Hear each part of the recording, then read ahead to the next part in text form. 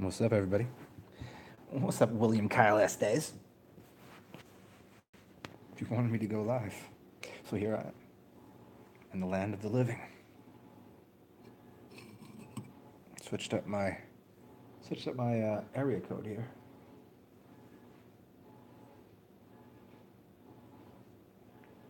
Let me see if it's gonna work better over here. This might be better for me. Let me get the elephant over here. What's up, sipping on nectar? How you doing? William Kyle Estes, thank you for making that video, man. You had me all crying at the end. I was like, oh man. He said I changed his life, man. That touches me, man. Thank you. And the video was really, really good. A lot of your thoughts were super excellent. I haven't like some of those things, like I've made connections, but the glandular thing, the glandular thing you were talking about, no, I never really thought about that. Most of the ideas that you had in there I thought of, but I never put them together that way. Oh, and you wanted the tattoos. What up, Daniel Drury? So I told you we have the same letters there. We have the T and the I. You've seen this before. It says emit time, but it's all fucking jammed up because my knuckles just, for whatever reason, won't take ink. And yeah, the old stuff they had, Daniel Drury, the old stuff they had is amazing. Yeah, the early Black Eyed Peas, real good. And the early Black Eyed Peas reminds me of, oh man, so it was in my brain and I think I burped it out. It'll come to me in a second. What's up, Travis Cup? And William, the other one, you won't be able to see this. The camera probably won't be able to see it because it's in red. And it says the same thing that yours says. It says live and it says love. But the middle finger, maybe y'all can get the middle finger real quick. It's the I-O, the symbol for the phi, P-H-I. And so if I do that, it says live or love, depending on how you want to look at the middle finger. Because you could catch it.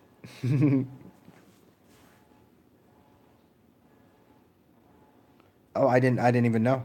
What was the title? I have no idea. Some weird shit going on, huh? I didn't know what was the name of the title because thank you, Travis Cup. The only reason my title, what up, Zachetic Jim? The only reason my title is what it is because of William Kyle Estes. So what I said was, Will I am in the estate, Estes.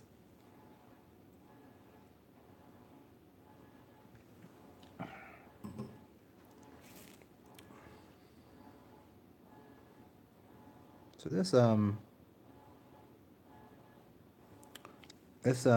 this broadcast here was primarily only. The rest of you can be in on it if you'd like, but it was for William because he asked me to come on. So y'all can be part of it and help me say some crazy words.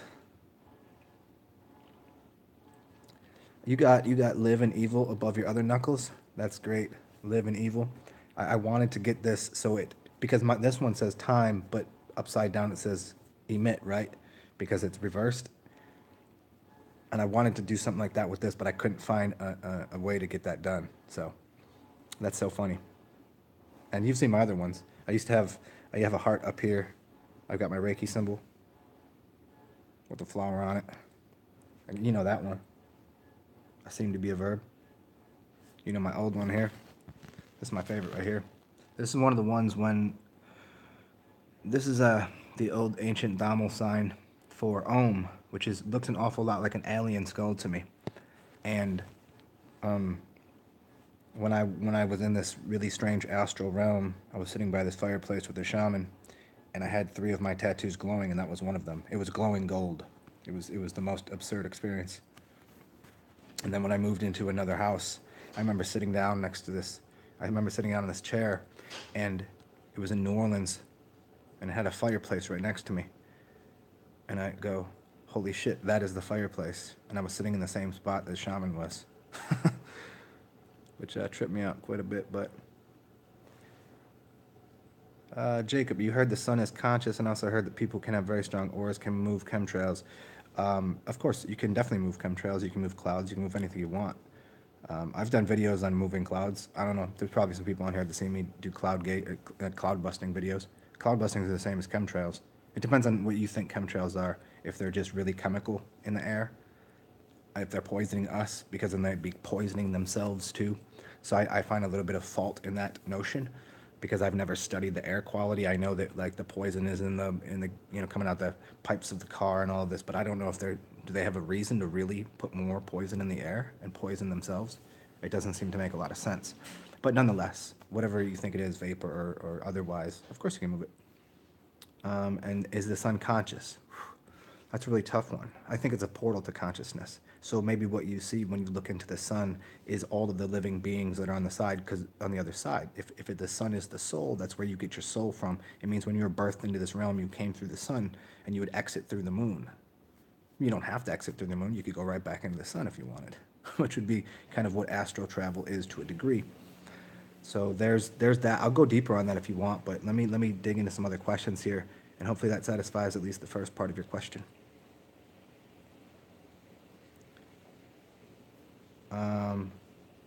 Yeah, I would think so, sipping on nectar. I mean, obviously you like the nectar, so you're very familiar with grapes and probably honey. So you got the meads, and then you got the grapes of how long the grapes take to grow. You know, how many years does it take for a grape vine to grow? Was it 7 years if you planted one before you get grapes? So Concord grapes, yeah. Who doesn't love Concord grapes? Aren't they the greatest fruit? Aren't they just the most delightful little things? And they're purple, so they'd be of a very high level of awareness, and all of that energy stored within there. Yeah, it would seem like that would be it, but I can't answer whether the M state and all of that is the monoatomic state is of the highest, but it would seem like it. I mean, if we look at the grapes, like the old grape nut seeds, like the grape nuts, the shriveled up, the raisins, the raisin in the sun. So we're just getting into that kind of knowledge of the sun, and the sun drying the grape, or the sun turning, you know, what the sun does versus what the moon is. The sun is antiseptic and the moon is septic. That's the first rule. You can dry fruits in the sun, but if you leave some out in the moon, it's going to make it septic. It's going to cause it to mold. Now it's not always bad, or it's indifferent. Mold and all these things, these living spores are very good. I mean, how do you think mushrooms grow when they get all moist and wet at night, and then something is like being, it's a just a, it's an I don't want to say it's an inverted system, because it's not. The Earth is the inverted system to the sun. The moon is something just slightly different, and it's really hard to pinpoint. Me and anybody that's been out here enough knows that me and Electric Tau, we go back and forth on this. I mean, he said it pretty much best one time, and I'm trying to reverb this, and it said that the sun is the amplifier. The sun is the direct source of information. The ground is literally the ground, and what the moon is a modulator. It modulates information. It means if I was out here just beaming all day, you would just be.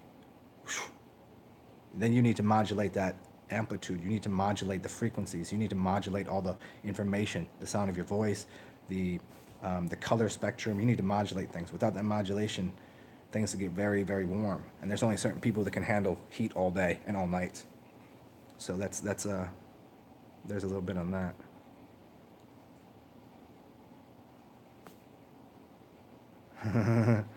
Yeah, Saturnalian.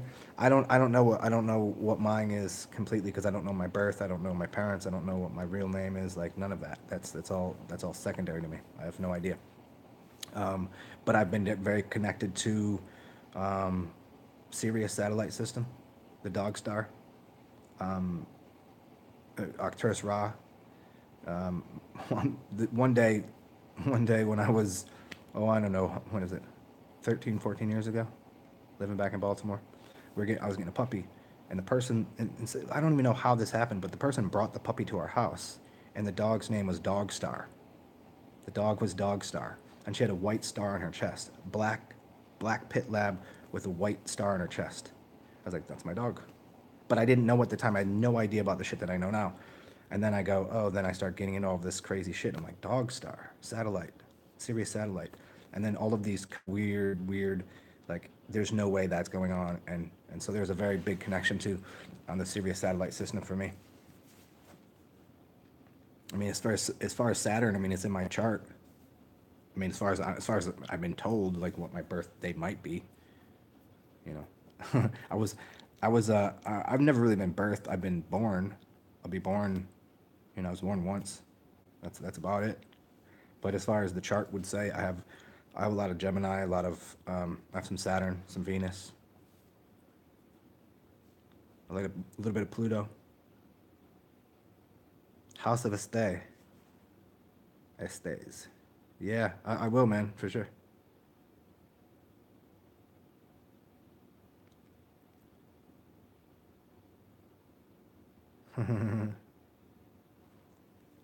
Oh, dude, that would be William Estes. I already know what I want. Like, yeah, I've already got the. It's already been chosen. It's already done. Here's one that you probably have not seen, but I will show you. I've shown this before. Let's see if you can see. You'll probably like this one. You'll know what this is.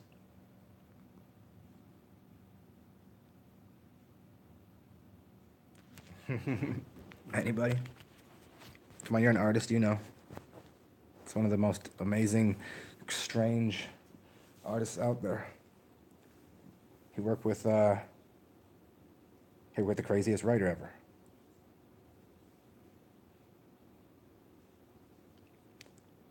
Oh, Travis, I've never done any Reiki classes.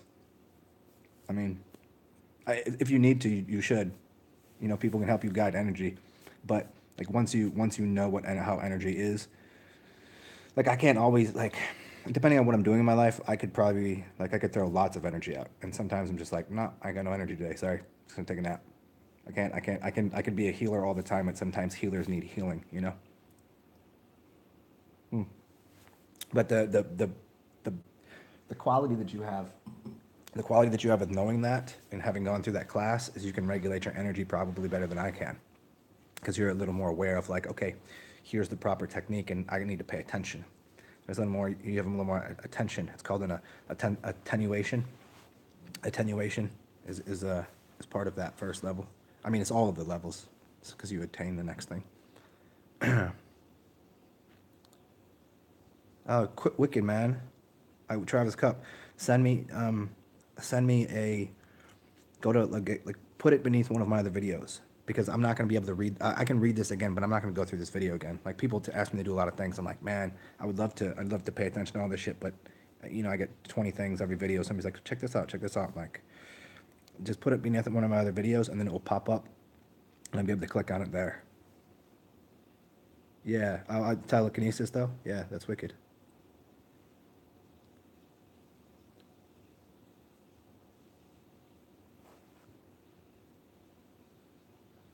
The Slavics wear the suits. Yeah, the man wears the she. Interesting, man. Kings wear the Shah. Yeah.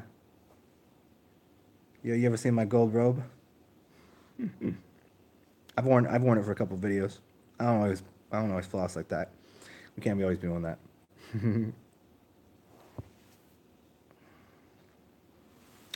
Lumena, what's up, man? When we sun gaze, are we accessing all possible consciousnesses? No, I don't think so. I don't think it takes doing that, nor do I think that just all of a sudden you're like, oh, I have all consciousness, because that's only one portal. That's only one thing. We're in one realm. Like if you're sun gazing, let's try this for a second.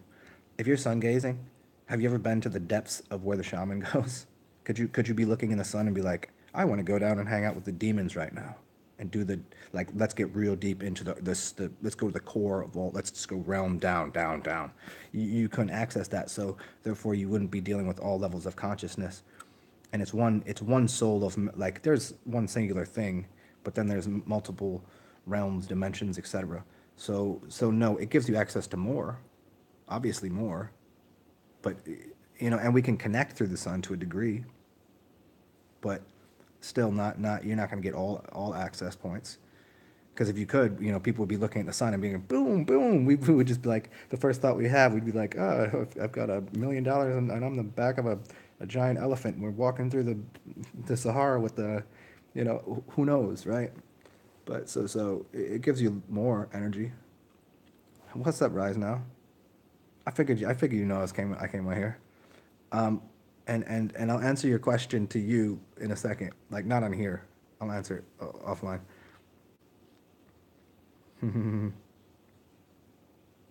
Oh, you got wild eyes right now. Hey, Stez, what did it say? You want me to show you again? If I show you again, here, let me show you one more time. Everybody else could probably tell you. Let me give you a little more light on this. Let me see here. Uh, there it is.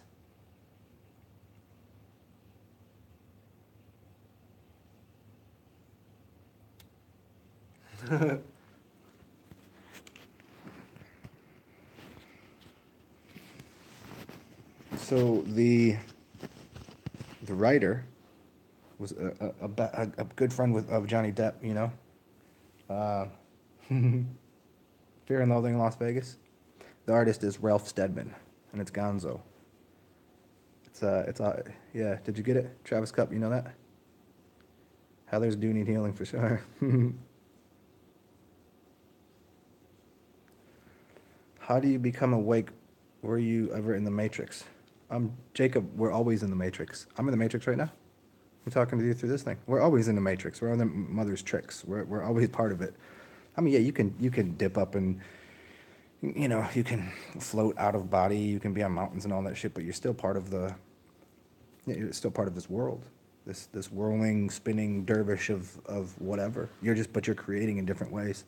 I think the idea of people that are stuck in the matrix is they're stuck in a loop, meaning that they can't they don't see new opportunity to do new things. So there's no newness and new freshness. There's only what they see as aging and um, cycles of things rather than rhythmic, dynamic proportions and spirals. They see circles. You have to see spirals. So you're still in the matrix even if you're spiraling. You're just spiraling into different matrices. What's up, intuitive wisdom? Yeah, I'm much more tranquil for the past 2 days. Dude, I wilded out and went to some deep realms, shaman shit, and some wild out and got some new information and did some breathing exercises, relaxed myself, did some dry fasting. Yeah,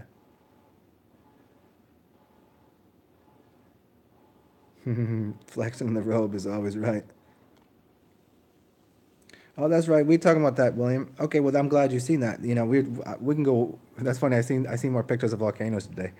I really want to sometime deep dive into that kind of concept of what those are.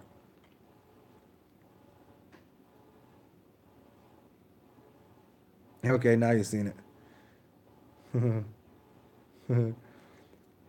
Yeah. What up, Guy? Guy, formerly this. Yeah. You live in a delusion if you think that, my friend. Mm. Self care is definitely a must. Yeah. I've always tried to do too much, but inside of Saturn's cubic time frame, inside of the matrix, you learn to work with time differently.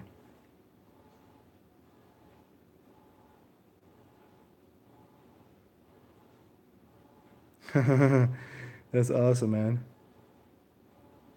man.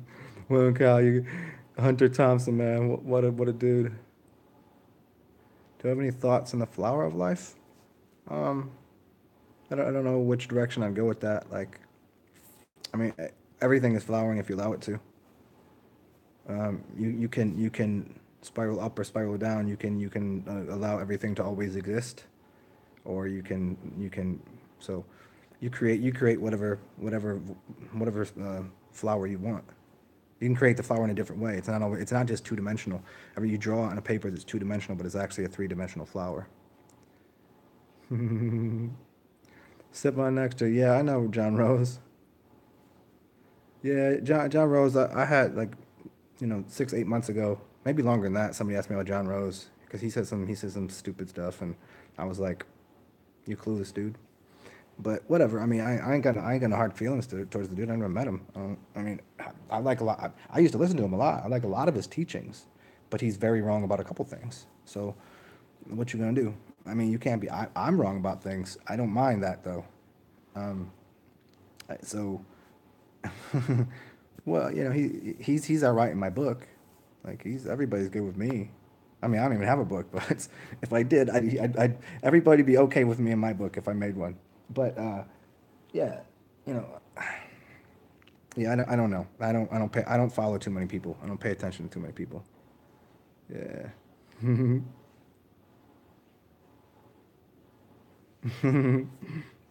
William Kyle with the real devil stuff. Here's what happened, Kyle. If you kill Jesus, what do you have to do? You have to bring him back to life in 3 days.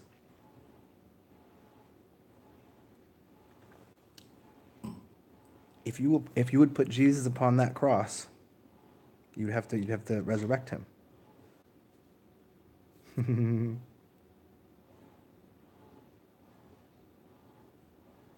What up, mind Jen Abadan?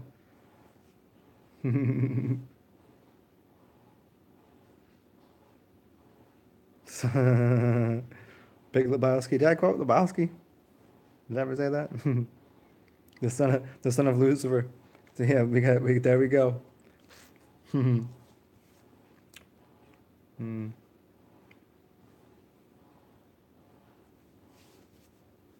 So yeah, you were talking about that a little bit. The son of Lucifer, of the morning star, and it's always so funny to me because and there we go, mind you, lots of ins, lots of outs. What's up, Links? Last moment. Good to see you, man. Yeah, that's the easiest thing to break the whole thing down. It's every Christian, they're the ones that have the most problem with everything. People that are like inverted or you know the crazy people that are so they would the Christians would call them satanic, but they don't really have a problem with anything. What they have a problem with is when Christians get up in their ass and be like, oh, you're fucking everything up, and like, no, just shut the fuck up, live your life, and we'll live our lives, and let's everybody be happy. That's what the anarchist wants. That's what the Luciferian wants. That's what even the most. I mean, there's some obviously fucked up Satanists out there, but what you gonna do with that? Okay, everybody just needs to like kumbaya, take a breath, relax, enjoy your life, and you know, if everybody realized we're all bound together on the same, we're on our own crosses, we're on our own like little vortexes. We're all doing the same thing. We all have our saints and our sinners and our demons and our devils and our angels and our gods and all of these things, but all of those are just words.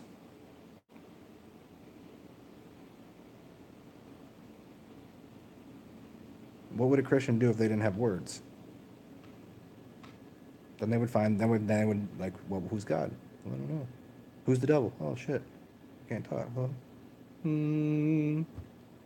Oh, but then they tell you, oh, if you throw up a mudra, that's of the devil. What? Don't you see on those pictures of Jesus? Wasn't he? Which one was Jesus always holding up? Was it this one or was it this one? Jesus was throwing up mudras, and then they tell you that mudras are of the devil. Isn't that some crazy shit? I don't know. Which one was the Jesus? Was the Jesus doing this one always, or was it that one? I forget. Because you got this one that was always the. Wait, who did this one? You got the different characters, right? You got all the different characters and all the different novels, novellas. You got the different characters and all of the. Um, I don't know whether you're monotheistic or you're polytheistic.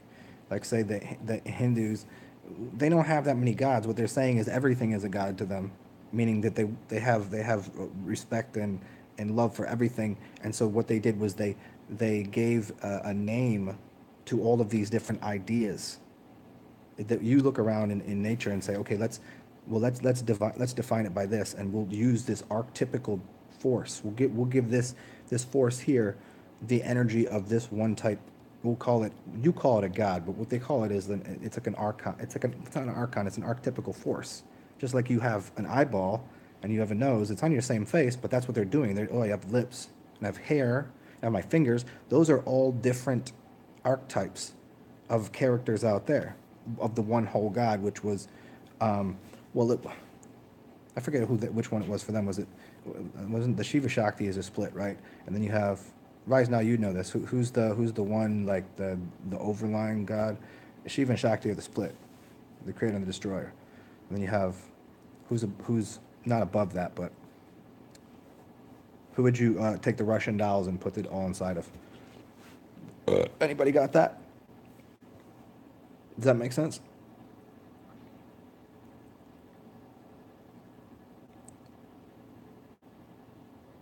Oh, sipping on nectar. Let me go ahead and answer that real quick.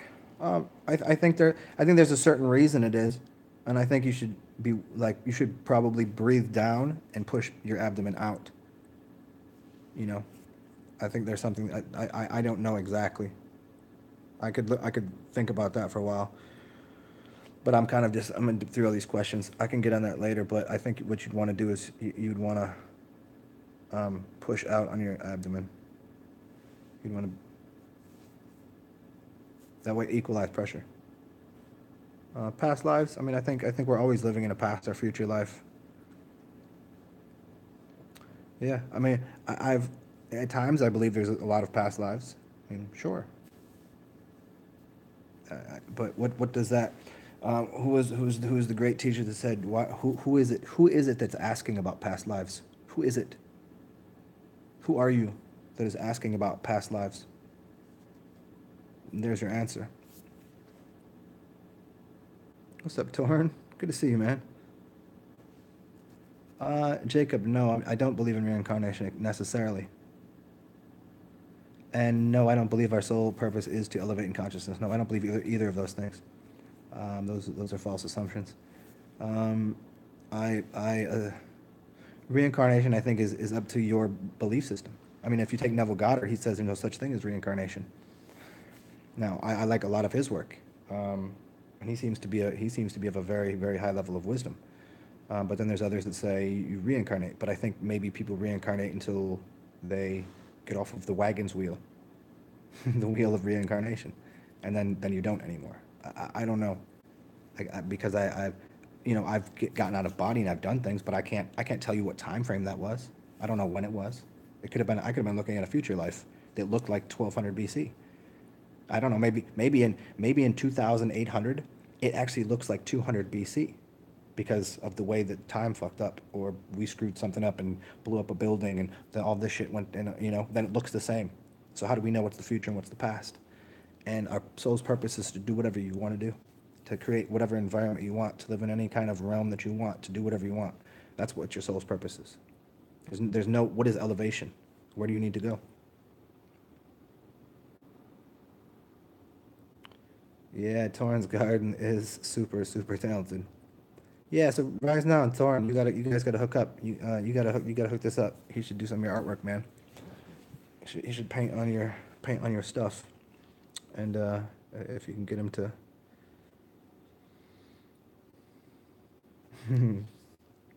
Yeah, mine Jin's mine Jin's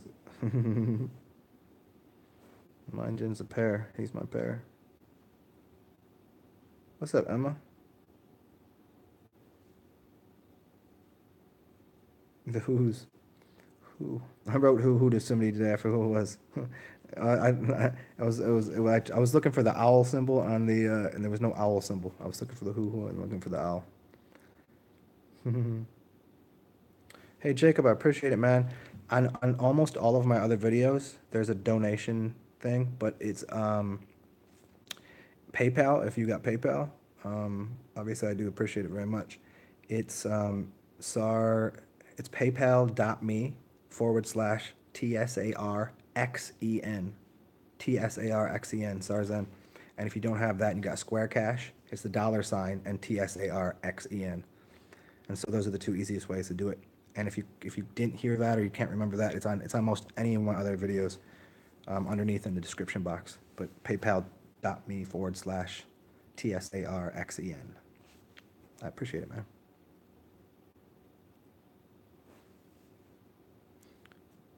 Yeah, Torrance Garden said it correctly. But we have to separate it somehow, you know. If we're out there and we take this bodily form to divide up time, to give ourselves a reference to like what is our experience. When we was out there doing the God mode thing, it was like, how can I how's God gonna feel himself? or herself, or what it is, or how do you, you can't really define. It's not even androgynous. That's even the wrong word. A lot of people like to say God's androgynous. Well, sort of, but what came before androgyny? What created androgyny?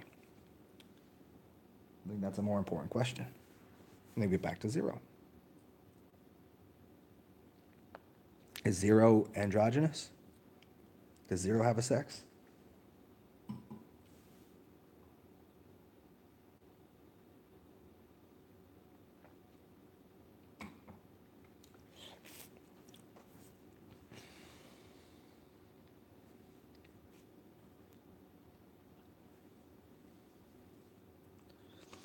Oh man, hey Kyle, do you William? Would you like people to go to your channel? Like, is that open public? Is that public forum now? Like, I can send people there.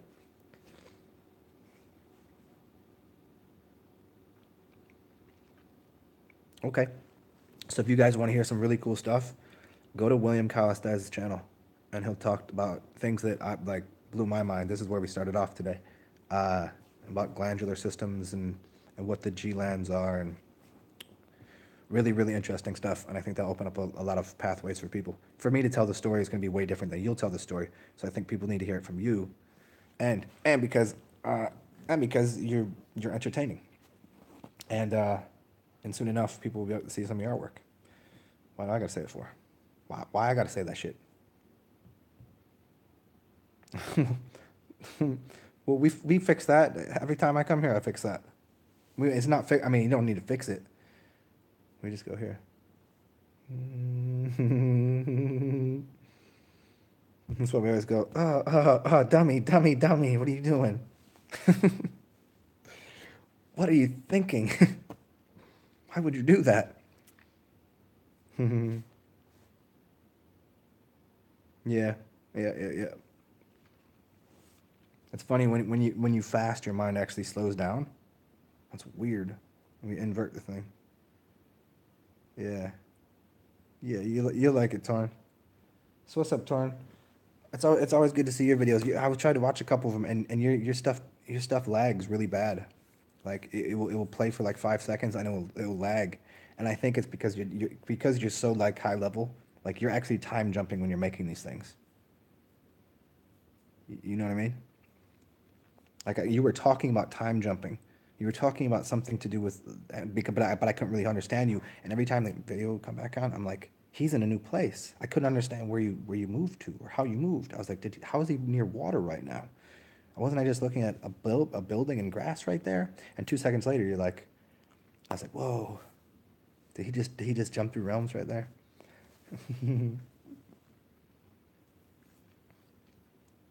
See, I'll say it again to all you. Go sub to William Kyle Stays. It's because in the future you'll get to see some of his artwork, and you should already know to be sub to Torin, and especially his Instagram, because his artwork is amazing. Kyle, do you know William? Or Kyle, do you know William? William, do you know Torin? Do you know his artwork? Do you guys know each other's artwork? And wow, William doesn't even put any of stuff up, but have you seen William? Have you seen Torin's artwork?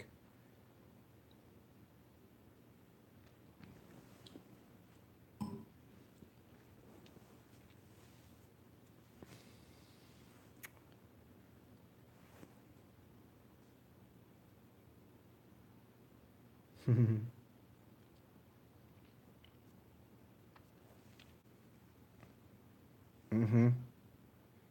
Mm-hmm.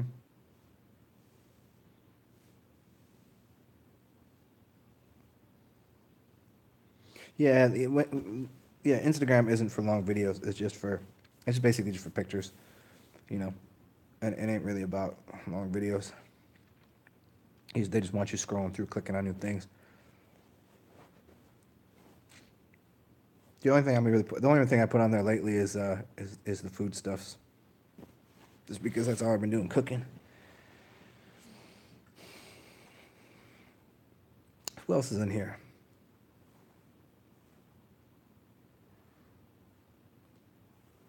What's up, Orlando? What's going on, man? I haven't seen you in a little bit. How you living? Any queries for the Tsar? for the genie. What's up, Kurt? Any queries?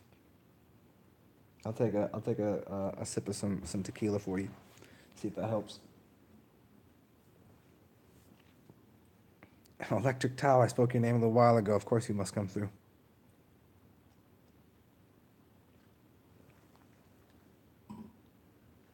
And so, since you guys just came in the room, I'll tell you all the same thing. Orlando, Kurt, and Electric Towel. Go subscribe to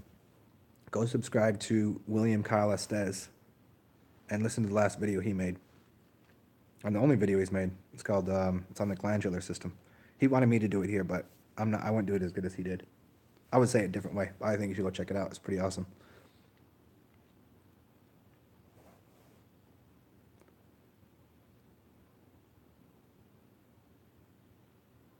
Torn. Yeah, every one of your videos, something really, really like altering of the crystal, the as you put it, this crystal LCD. Remember? Do you remember the old videos I did on when I was doing the thing on LCDs, liquid crystal displays, and your plasma and your blood and the blood plasma and your TVs being plasma now, and you be screwing with it.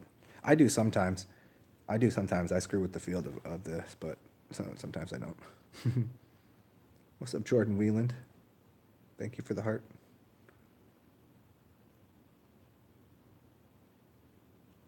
All right, good, good, good. Oh, really? You all linked. You all linked up, huh? You all linked up. You ever come out La La Land? Well, same offers to you, man. You want to come out here to Orange Beach, get yourself a tan, lay on the beach all day? I don't know bartenders like that, but I mean, it's not that expensive to drink, and I got a few dollars. I'm sure I could. Well, thank you, man. I appreciate that. There's no topic today except for I was here for William Kyle Stes. Um, thank you. I am formally. Uh, what up? What up, Rick James? Oh no, Core's coming through. What's going on, man? Hey, Core. So I was trying to get you your gift, and when I initially looked for it, I looked on Amazon and I could order it through Amazon, but I put in the Chicago area code, and so they deliver to the Chicago area code through the pantry, right? But it's because you don't live in Chicago, the pantry don't live, it don't deliver to you. So now I got to go research all over the internet to try to find a way to get you something. Damn you, foiled. You can make me do all this research, but it'll happen. I mean, I already found a couple places. It just takes a lot of noodling in the computer. What's up? What's up, Zet? Torn a little bit. Fingerprints, not so much. I mean, I think there's a little bit in that. I mean, obviously, every part of your body is a holographic reference to something else, but then there's this strange thing where I can change my eye color. I can change things about my eyes. I can change my facial structure, but do my fingerprints change? Nobody. I mean, maybe. Does my, you can change different parts of your body. It takes a little while. Like I've morphed things in my body. Um, So, from that sense, the holographic reference point doesn't completely apply. Um, there's a lot of in palmistry. I like the idea.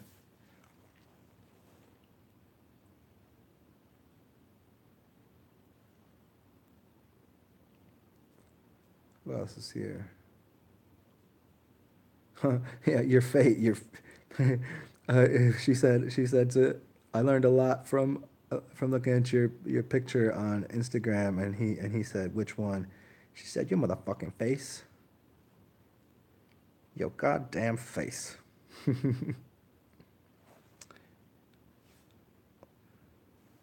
Wait, Corey, you're actually next to the warehouse where all the stuff comes from, but they don't deliver to you. That's ridiculous. So why don't can I get it delivered to the warehouse and you could just walk to the warehouse or some shit? Can you just pick it up from there? Do you have do they have a pickup service where they don't need to deliver it to you? Like, I want the package and it's in there. Can I just come over and get it? Or maybe just why don't you do you know anybody that works there? Why don't you make a friend that works there? Hook it up. All the morphlings in the building, yes. Shape shifting morphlings. Mayan earlier was talking about all the what he said. He said everybody's autistic, and I was like a bunch of drunken autistic, and then we'll throw morphlings in there, shape shifting morphlings. Yeah, changlings, morphlings, all of these. Yeah, I think they all have a lot of close similarities, but yeah, you explained to me changlings a while ago. Mm-hmm.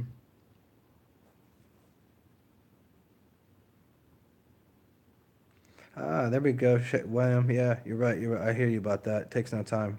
Yeah, extremities. Mm-hmm. And if your supercomputer is right there, then of course it's gonna.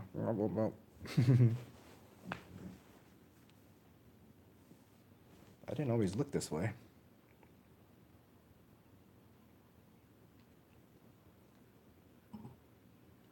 I mean, if you really think about it, would you say someone looks different? Is someone different if they have hair, or if they don't? Are you like if a woman grows her hair out, or a man grows their hair out, or you cut it? Are you not different? Uh, You know what I mean? So in the same way, like the rest of your body, like if you can change this, but like we think, okay, we can grow our fingernails, we can grow our hair. If I cut myself, my skin will grow back. If I start working out, my muscles get bigger, right? So what about everything else? If I sit at a desk all day, bent over, eventually my spine is going to do that. Am I not different? So it's morphing, but that's using a physical way to morph. We're morphing through the physicalities. But how do your fingernails grow? How does your hair grow? That's not a physical thing. It's something happening um, without you thinking about it. So it's actually it's beneath that. It just occurs. Here, maybe I'll give you the side of my facial. No, this is not gonna work. No, I don't like that. Like it over here. Yeah, it's easier. Okay. And the lighting's better a little right there.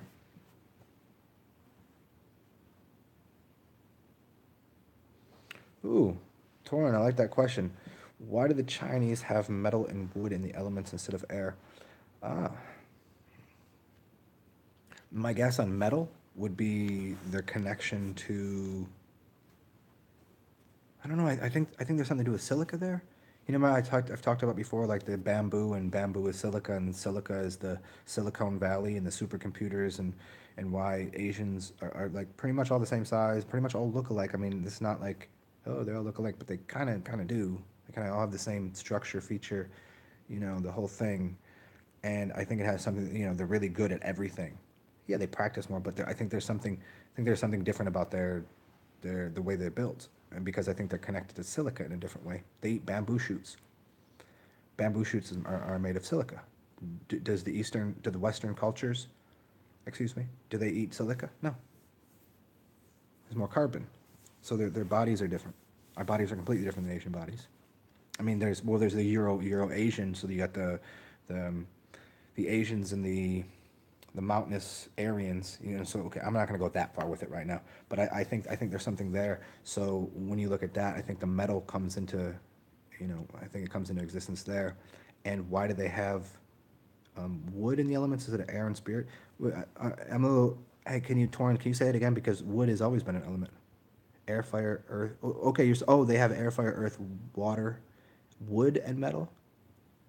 I'm a little confused on what two. I thought they just had one more. I thought they just had metal. I thought they had five elements instead of four, which was the metal. So I'm a little confused on the wood thing because the wood isn't earth, but we'd call that earth.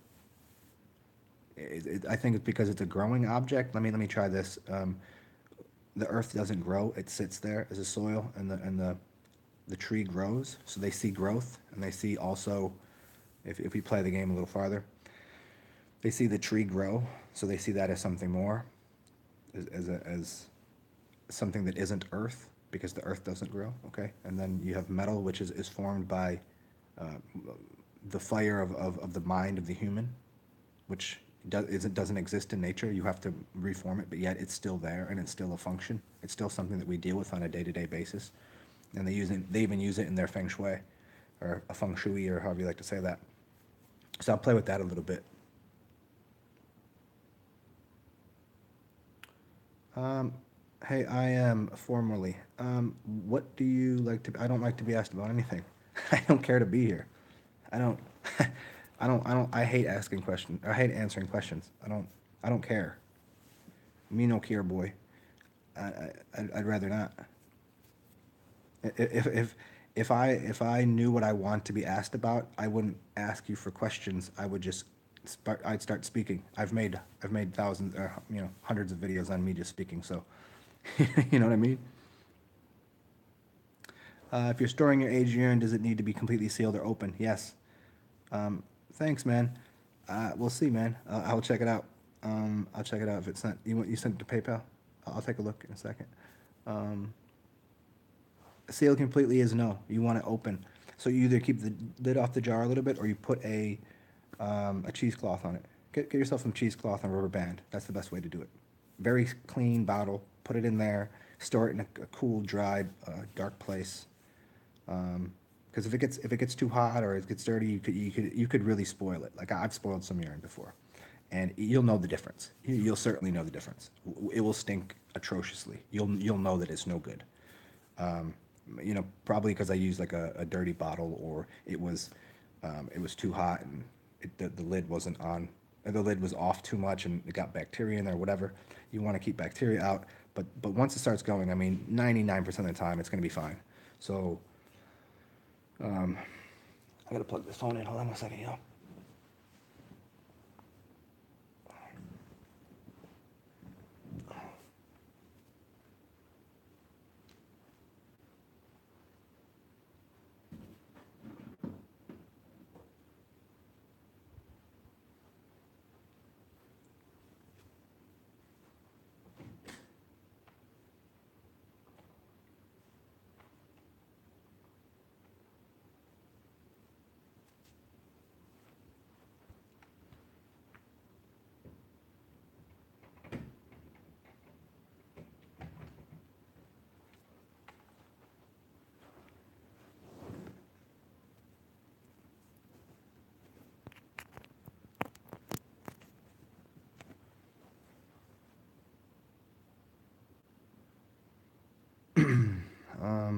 Okay.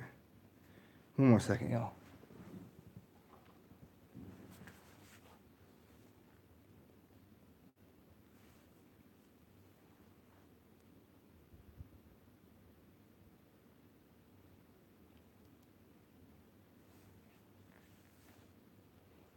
I was gonna play some music for y'all, but let's see.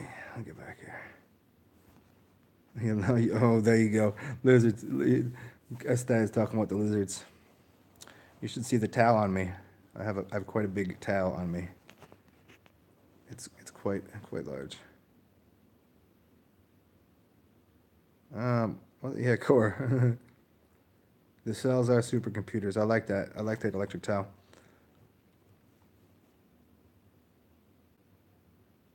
Ami Magunia. Can we all say thank you to Ami for making sure that Zen uh, doesn't die? That I'm not an idiot in the streets, just babbling on about nothing. Does everybody know who Ami is? Ami is why Ami is why you guys get to listen to me speak.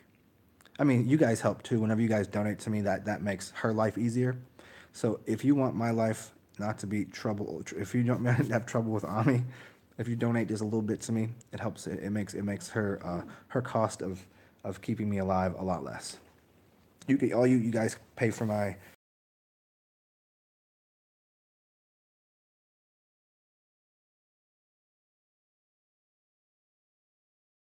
uh, to speak his idiotic truth. Refracthrums. Refracthrums is a word for uh, the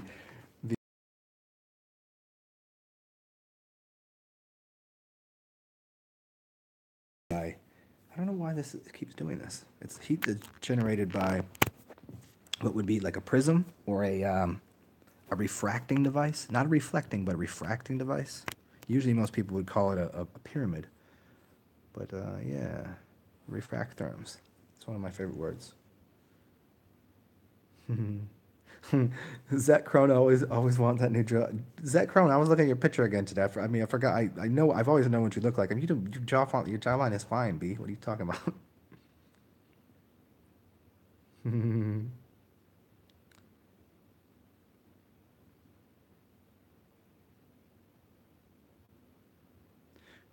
Video Super Champion Rocker. You went and seen it? Yeah, it is good. Yeah, yeah.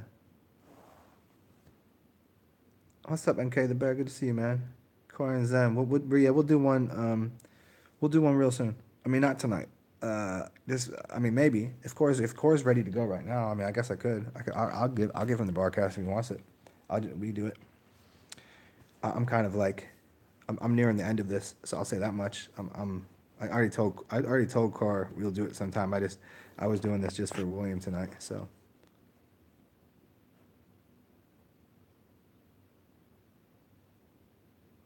yeah. Yeah, Ami, let me finish that for him. After it's aged for a while, um, then you turn the top on. So what that's gonna do, I'll explain it to you again, Jacob. First you want it to breathe aerobically. So that's how you make beer. So you ferment it. You're fermenting your urine. And that allows all of the process to happen in there. But once a certain point happens, then you put the lid on after maybe a few weeks. And that's going to cause more alkaline to happen. It's going to cause it to become more um, ammonia rich. And that ammonia is going to be really heavy. But if you do it too quick, it's going to be absurd. It's going to be absurd. It's because what happens when you put the top on, then it's anaerobic breathe. It doesn't breathe. This is how you make vinegar. So you're changing the process, but you change the process after it's already got to a certain point of fermentation. Think about making a beer. You let it breathe, and once it's breathed and once the life is in it, then you put the cap on, and it's done. And that's the same thing you do with your piss. You're turning it into a beer, basically. I mean, it's not a beer, but it goes really alkaline.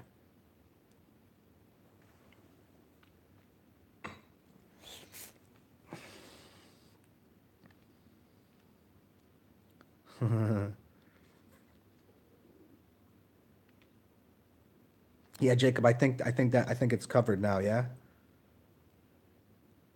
Oh man, torn. Now we got to throw plastic in there now. Plastic, but torn plastic comes from where though? Plastic is made from oil, and oil would be part of what element? Would that be still an earth element? So I think plastic is still an earth element. I think the joke is on us about where plastic comes from. I think comes from vegetable oil. I think your gasoline comes from vegetable oil. I don't think there's any I don't think there's much of a doubt about that. I wonder what all those cornfields are for.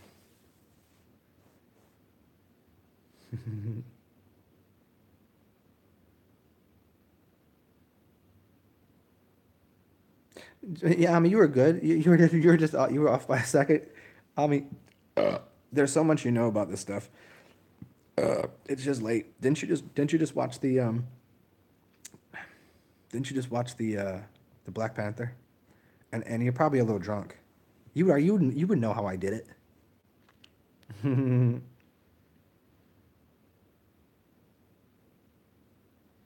Ami knows about my stuff. I've known Ami for years.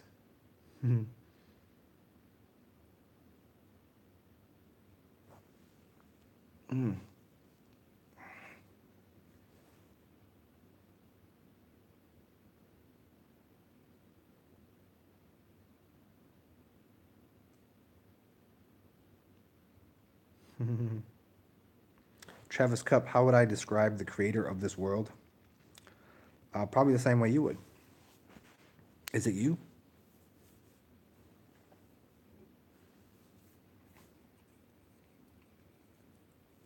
It seems like there's this infinite space potential that we all decided somehow to unanimously participate inside of the same like this space right here because there's people outside of this space doing something else completely different. Like right now we're creating a world right here. Nothing matters in Istanbul. Nothing matters in Antarctica. Nothing matters on the planet Neptune. Nothing matters there. So you're right now in a vortex or in a world of your own. So your world seems to be as big as it is. Now, if I shut this off, where's your world? Now your world changes. If you close your eyes, where's your world? So I think we're in this infinite space where, like, and if you're asking the larger context, I think you're creating your world. I think you're the creator of it.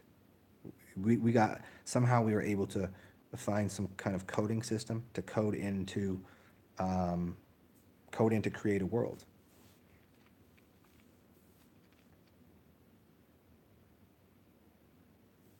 Some might say it's the word. I kind of agree, but I don't think that's it. I don't think that's all of it. I think there's something even before the word. In the beginning, there was the word. Well, what was in the beginning? If in the beginning was the word, what was in the beginning? What is the beginning? There had to be something before the word. What's before the paintbrush? Is it the canvas, or is it the easel, or is it the who created the canvas? Now all of a sudden we're in this infinite looping. Like, whoa, well, back to alpha omega, and who knows?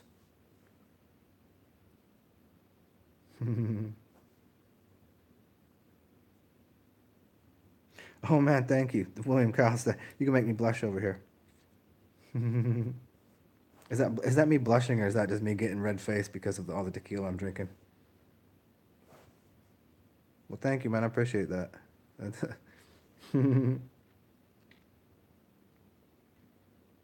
Jacob, okay. I hope that all made sense to you, and you got all that. And to let you know, Jacob, I did get it. Thank you, man. I appreciate that. Thank you for buying me some drinks. Yeah, the BPL, yeah, the BPA's. Rick James, I hear you on that. Let me go through a couple things here. Whenever we go, oh, that plastic is BPA free. Next week, you know what they're going to tell you? Oh, we didn't recognize there was something in this plastic that is called LGF. And then, oh shit, now we got to find plastic that is LGF free. BPA and LGF free. I'm like, whew, I was getting all BPA'd up there. And then, a couple weeks down the line, what are they going to tell you? Oh, we forgot about right? Doesn't it seem to go that way? Now, I'm not saying that we should be smoking plastic and eating BPA's, but um, can we verify those exist, or are those coming out of the same scientific institutions that have been completely pulling all of the shit over our eyeballs and just be like, well, I mean, and they're not doing it on purpose. They're doing it because they're paid to find something that, oh well, look, this looks bad. This looks terrible. Don't do this. I mean, there is some weird shit. There is some stuff that we shouldn't consume. There's obviously, but as we're all sitting here staring at our phones with this EMFs and all of the things around us, and we're like, well, but there's microwaves everywhere. There's radio stations everywhere. What are you gonna do about it? Ain't shit you're gonna do about it. You're gonna eat it. You're gonna like it. This is the world. And so what we get to do is like, well, if I'm gonna play with it, if it's gonna be in my eyeballs, let's do something new with it. And what if all of a sudden I could change the vortex, and all of a sudden these EMFs that were in my face, it's done with it. These EMFs they don't affect me. I affect them. The electromagnetic fields don't affect me. I affect them. Whew. You've been breathing in too much. I feel like I can't breathe anymore. Breathe out. Oh shit. See what we just changed? You're like, oh, I don't have enough oxygen. There's not enough oxygen there. Start breathing, dummy. See, this is what we do. People tell us one thing, and so all of a sudden we have that. When we started the show, somebody said, well, if my stomach gets really tight when I'm around somebody, well, breathe the fuck out then. So I think that's really a lot of what it is. It's people telling you one thing, and you go one direction, and all of a sudden if you just realize, we balance the thing out, harmonize it.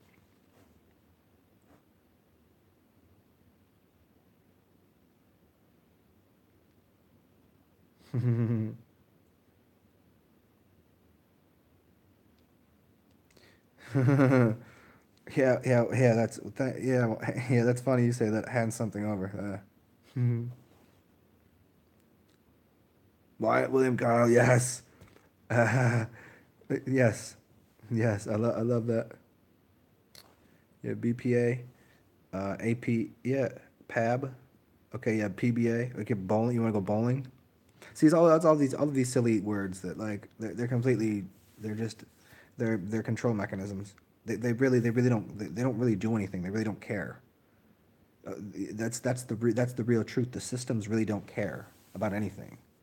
It's like the archons don't really care. They're just a point of reflex.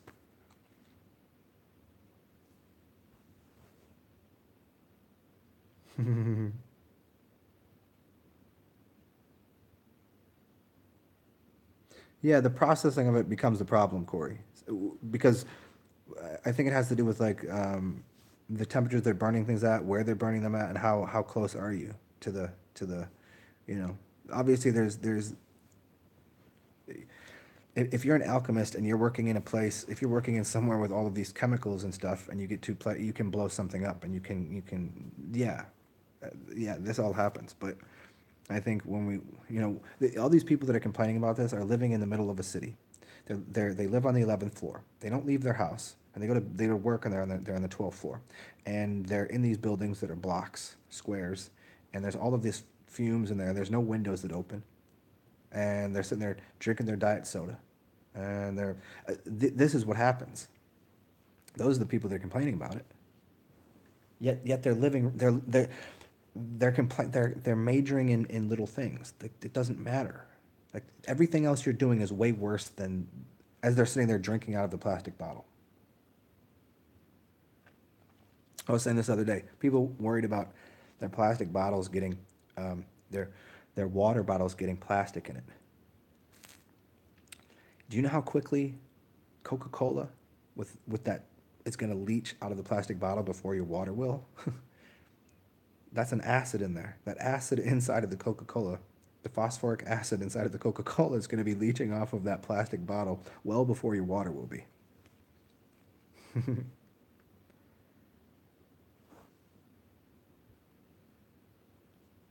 Yeah, hey, I am formerly. You listen to a lot of Neville Goddard? Yeah, Neville Goddard's amazing.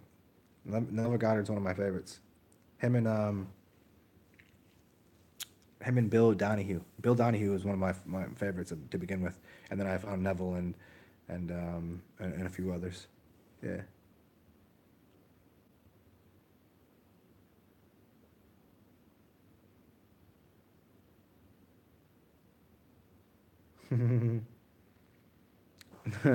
Rise now is a 4-year-old. Ain't listening to nobody. I ain't got nothing. I can't hear you. La la la la la la la la la.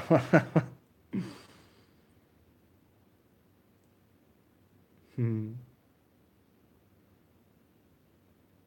Oh, did we talk about this the other day, Kyle? Is this are you making up for what am I making up for what you aren't and you're making up for what I'm not? Is that the thing? We balance each other out. What are you again? What's your you're probably making up something that I'm missing in my chart.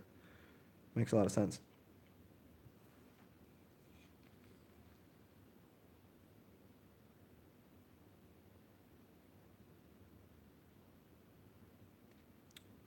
If you had hives, Emma, get yourself aloe vera.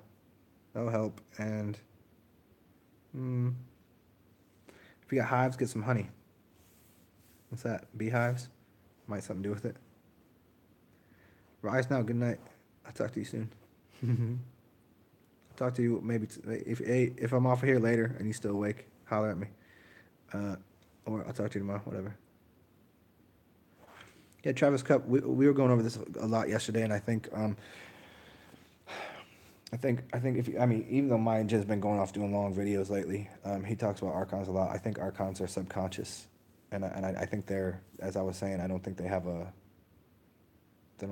care, and I don't think they're a they even. I think it's just energetic constructs. Meaning, if you go in the water, that's an archon.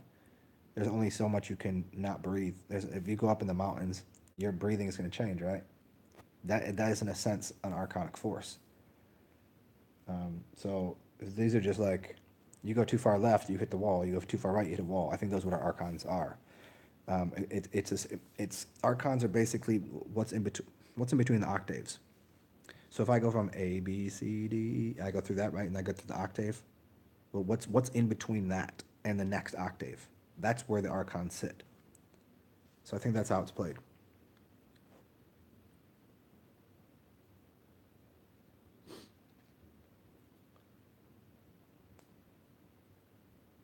Yeah, Bill Donahue's awesome. I mean, Rick James. I mean, Alan Watts. I've probably listened to, I don't know how many thousands of hours of Alan Watts. I mean, I used to listen to him 3 or 4 hours before bed, and then have him in my headphones for like years straight. I mean, not every night, but like lots. Alan Watts was one of my 33 greatest teachers out there. I don't know if I Bill Donahue on there, but he should be. If he wasn't on there, he's number 34.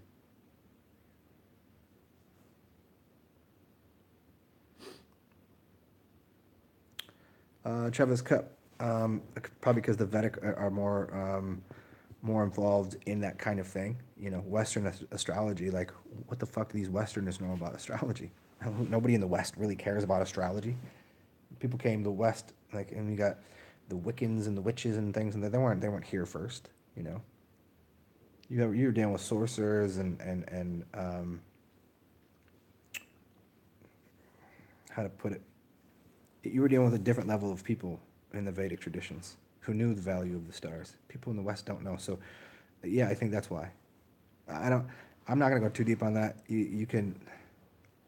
I mean, a lot of my earlier work is on astrology, but I don't know it like that. You know, I'm not Santos Bonacci out here. You know, Santos. You ask Santos about that. He could probably tell you. That's not my strong suit.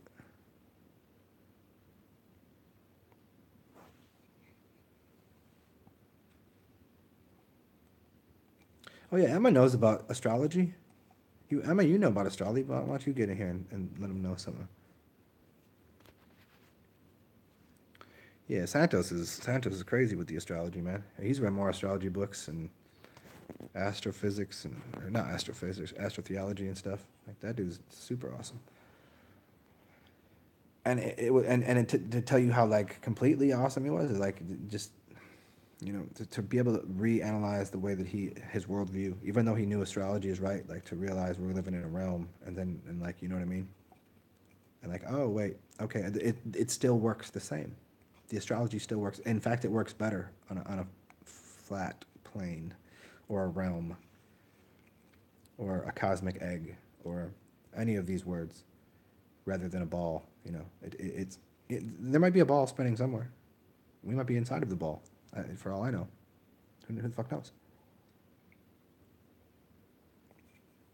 And I'll say this: I'm not a flat earther. I mean, it seems to me pretty apparent that the Earth is flat more than it is a ball. But I'm not a flat earther. No way.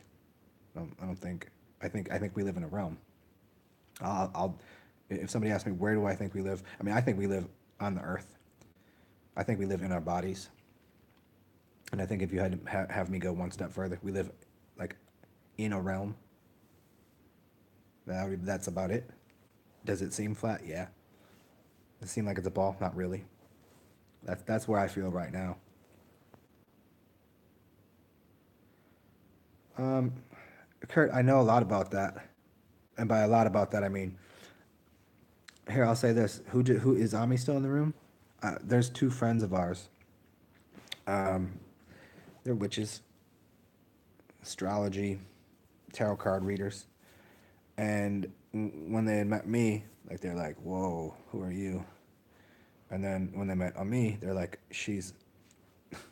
They literally like, "Oh shit, she's literally Ophisis, or how do you say that? Yeah, Ophicus, right?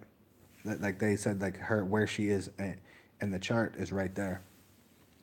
So, but what do I think about it? I don't know. I mean, I don't, because again, I don't know astrology like that. I mean, it seems like there's, but why would it be? Why would it not have the same value as the other 12? I don't know. Maybe because, and then I'd have to go back to. I think the division is already wrong. You know, obviously we threw July and August in there, so now we're already screwed up. So there's a little bit of confusion there. For me,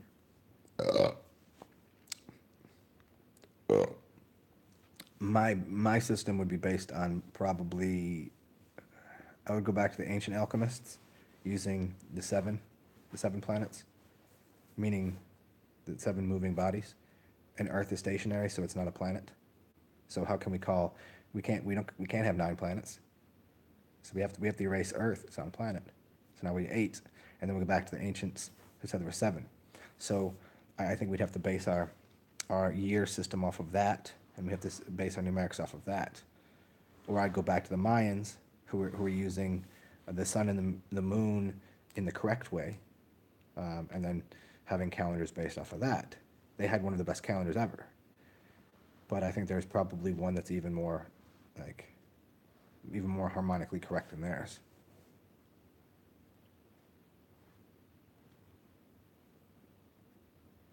Travis Cup, a long time ago, somebody sent me something. I forget who it was, and I had glossed over it, and it was just a time I was really busy. But somebody had sent me something about the human design. Yeah, I would do it again. Like, now that I forget who it was. Yeah, hey, Torin, I know D'Lo. Yeah, I've watched some of his stuff. He get, Santos can break down words. I think there's probably five people. There's five people that can really break down words. Let's see who.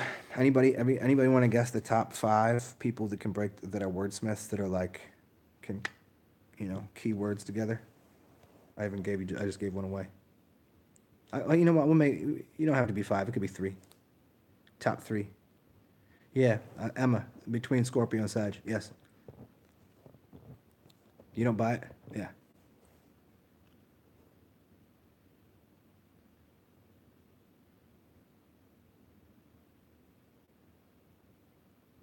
Yeah, you're right, Rick James. He didn't have a problem with it because he recognized it because he wasn't even though he knew everything about astrology, he wasn't caught up in being right. Like, he didn't have to be right about everything. He knows a lot, but he didn't have to be right about anything. Emma, you found me because of it. What? Because of what? Emma, you say you found me because of it. What is it? I kind of I skipped over. Yeah, Astrology and 12 Salts of Salvation is amazing by George Carey. George Carey's book, all of George Carey's work is excellent.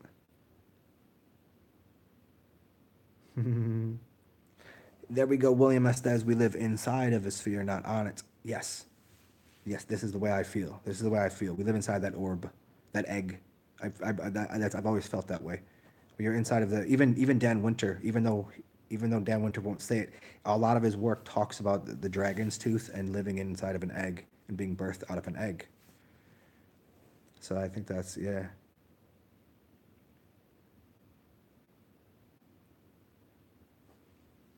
Hey Emma, I know I sent you some things that you said. By the way, uh, eggs slash Gemini Castor and Pollux. I don't. You have to help me. You'll have to hit me on the IG one on one about that because I don't know what that means. But I'm guessing I don't know what that means. I mean, obviously I'm a Gemini, so that's very interesting to me. Yeah, the Earth is a cell amongst other cells. Rick James, no, you've watched the Norb's World video, right? Norb's World, Norbz, Norb's World. He talks about the being a cell, but a cell amongst other cells, meaning like we're kind of in the flower of life. William Kyle is a swordsmith. Yes, he is. Okay, Torrance Garden, yeah, Savan Bomar, yes. David Wynn, Santos, Bill Donahue's up there, yeah. Lady Val. Unstance, thank you for recognizing. Yeah. So you guys, I can't believe I can't. The only person that gave me my due credit was Unstance. Thank you, Unstance. I appreciate that. Everybody else, how dare you? How dare you not recognize what I can do with words? But yeah, Savant is the craziest with it. Hey, William Estes enjoyed being a cannibal. Yeah, be a cannabis cannibal. Enjoy that. Yeah, and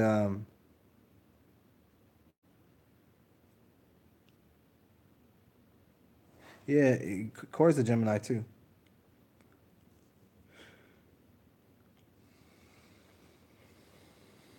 Emma. Oh man, all the mermaids.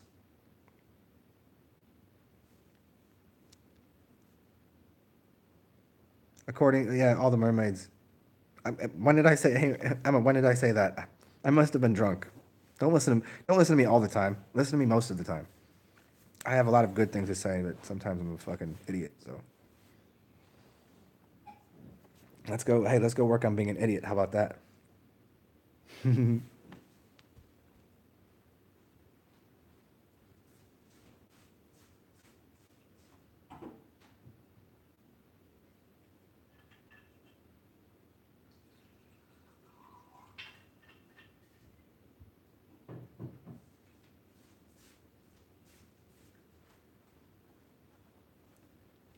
I want to do a free giveaway tonight because I have this bottle of New Amsterdam gin,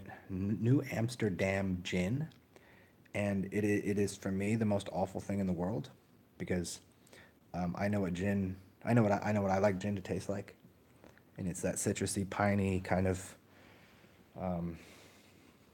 very medicinal Christmas trees, and this stuff is it's like citrus like orange. It tastes like orange vodka, and it's to me it's undrinkable.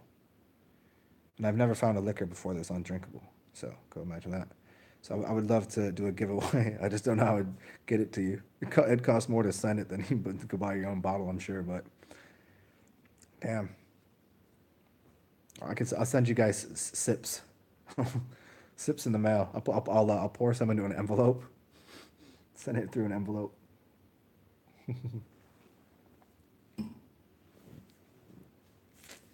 What's up, Clinic Alvarez? William Kyle. Um, Thanks for stopping by. I appreciate the video.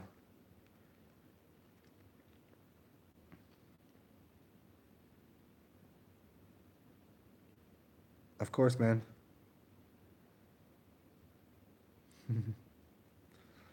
All right, let's see. We got you guys got me until let's see what I got. I got a little tea. I got a tea in here.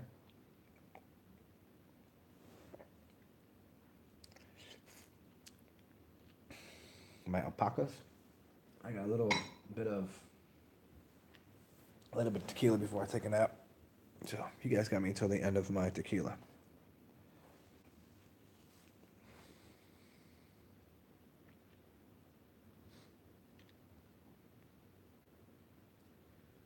What else? We got 15 people in here. Travis Cup. Yes, yeah. Thanks, man. Of course, of course.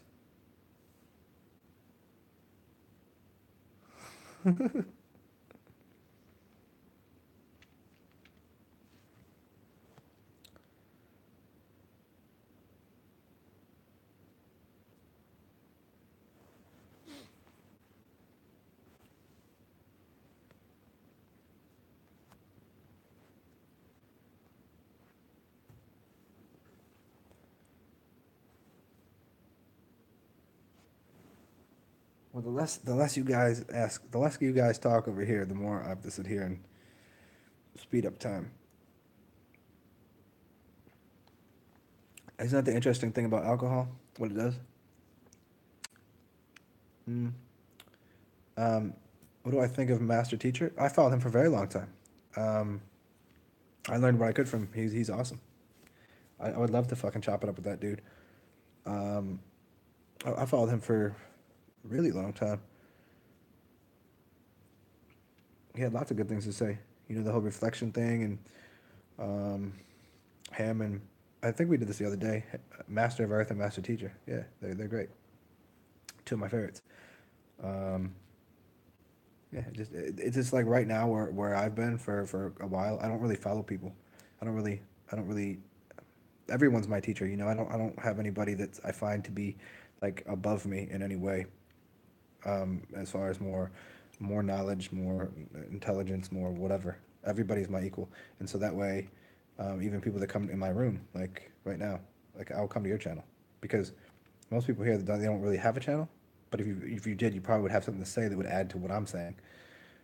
So I find that like everything that the people out there that are like real like the big teachers, like I'm just like we all know the same thing.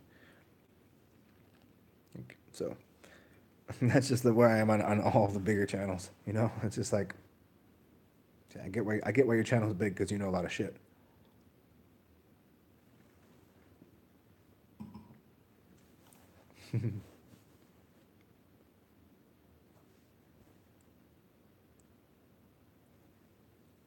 Yeah, he's cool, man. He's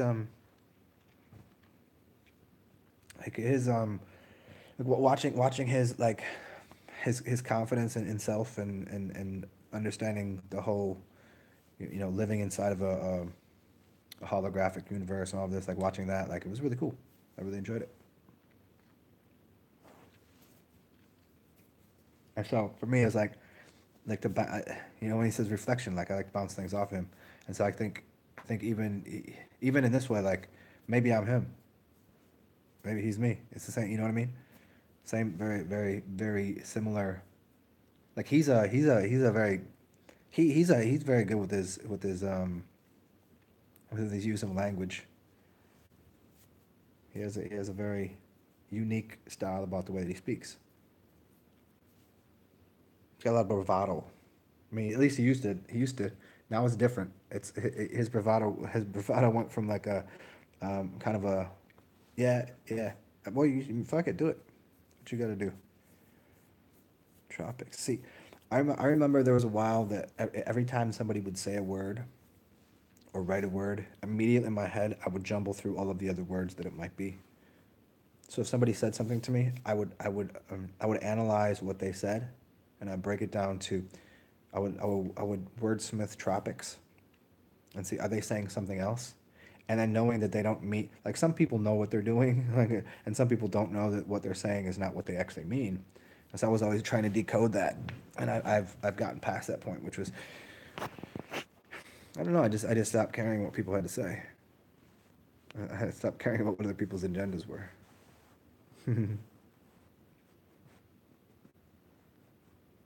Mm-hmm. Yeah, yeah. The coding and all of the things like when you know that when you start knowing that that's how language works, then you are immediately like, is everybody doing that? Like, no, not everybody's doing that. No one's doing that. No one knows they're doing that. No one has any idea. And so then I just got away from that. I was like, well, let me just listen. Let me go back to let me listen to the authenticity of their voice. I know they don't know. Look at a kid. Let's try this. This is what I did. I said, look at a child. They don't know much of the language. They know 300 words. Do you think they're sitting there like putting words together, or even is that even possible with the first 300 words? No. Listen to the way they're saying it. Listen to the sound of the. They're like even go right in the beginning. They weren't even using words, but you could tell by their way of expressing themselves what they meant to say and how they meant to do it.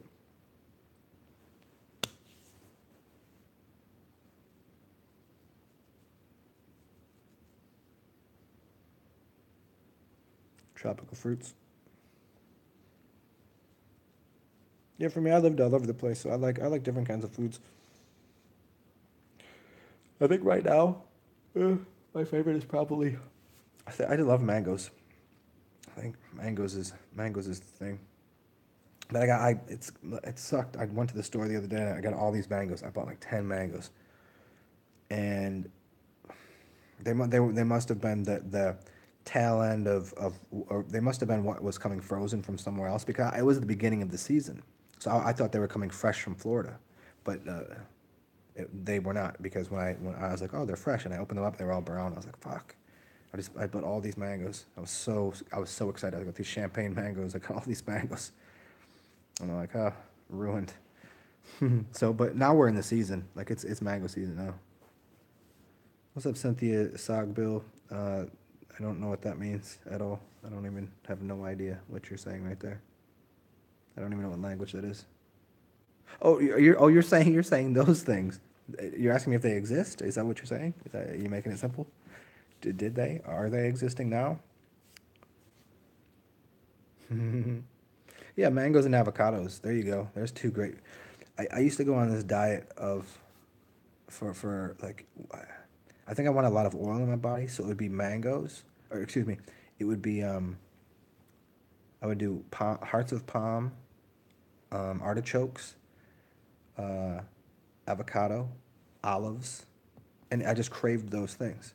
So these things with pits, those two with pits, and then these two really, the hearts of the tree and the palm, right? And so those things I would crave, and those things would always go together on my plate perfectly. And pickles, just anything pickled, something pickled, sauerkraut even, sauerkraut pickles. There you go. That was my diet for a bit, and I'll probably do that again. You know, it's usually kind of close to the winter time though. There's something very like, I don't know what it is.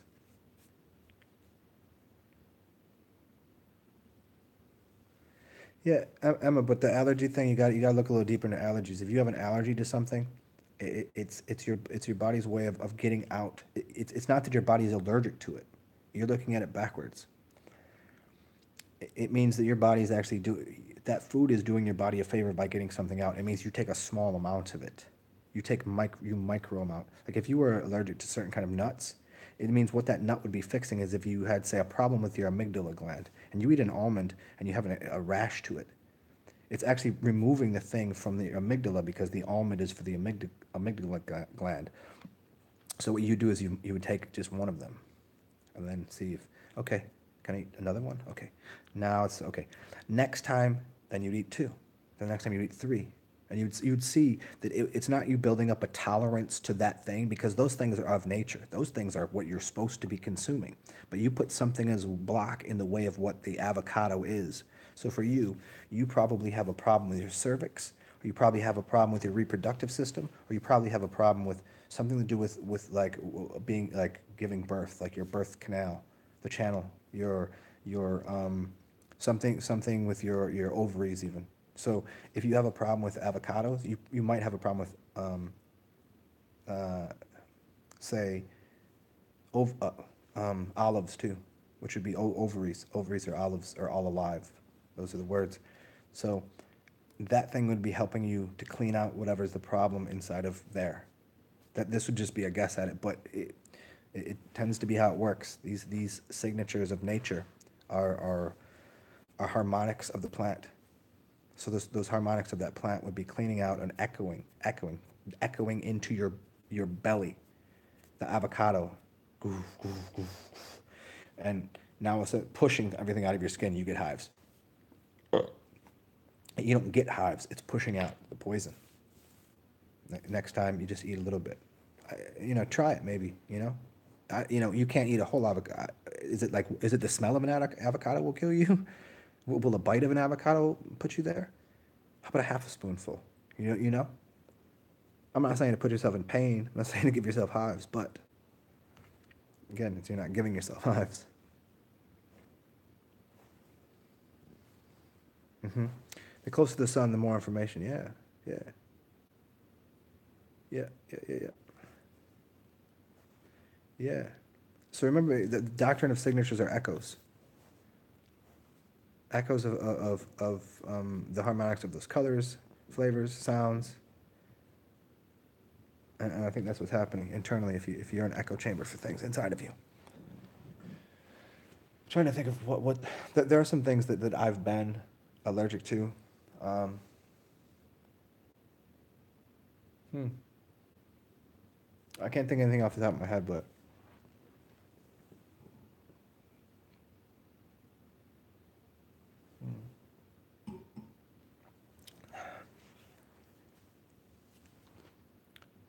you could think of it this way.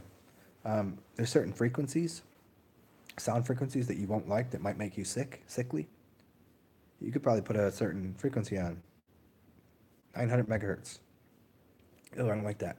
But that 900 megahertz, and you would also say, if you don't like 900 megahertz, you'd probably also say, I don't like the color red, and I don't like the strawberry.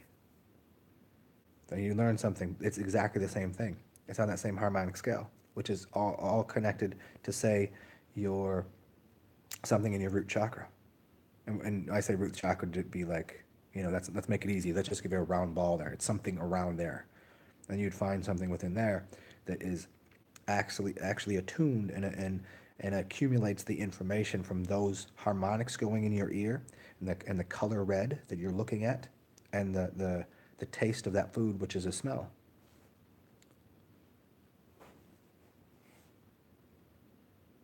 Strawberries affect you too. What do you think the strawberries are for? What's the strawberry signature, Emma?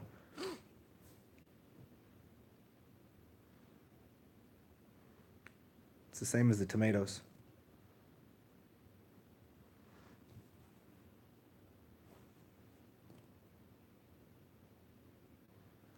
Do you have any problems with tomatoes? The heart is, yeah. It's the heart, or it could be the vagina. I mean, if you think about the vagina and the seeds being on the outside, that's the difference. But the shape is the same as the tomato, and it's red. The difference is where the right, and one's a nightshade, right, and so it's kind of the inversion of it. One's the male and one's the female. So I think it might be the tomato and the strawberry might be linked up counterparts, masculine, feminine, or it's the vagina. Because I mean, look at the shape. Look at a peach or a strawberry, and it's always the nice girl's got a nice peach, a nice strawberry, that kind of thing.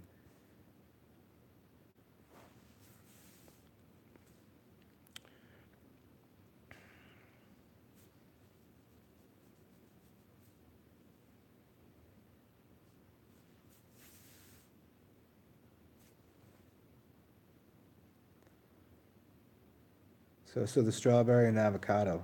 Okay, so strawberry, if it is heart, then you have heart like heartbreak, heart problems. I think most people have heart problems to a degree, right? I think most people are happy to get rid of them, so they'll eat the tomato. But I've had friends that hate tomatoes, and I know who they are, and I know exactly what their life is like, and they definitely have heart problems. Like for me, I have heart problems, but fuck that. I got a heart inked on me because I'm not trying to have heart problems. I eat the tomatoes. I like tomatoes. I love tomatoes.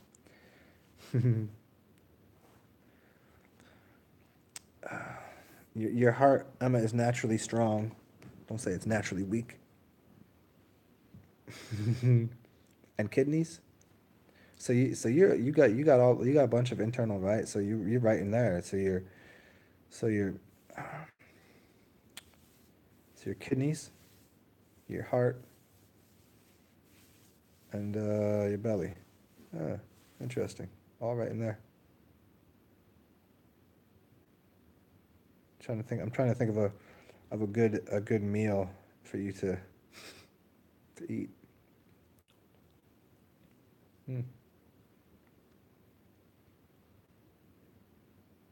Maybe you'd be better off. Maybe you'd be better off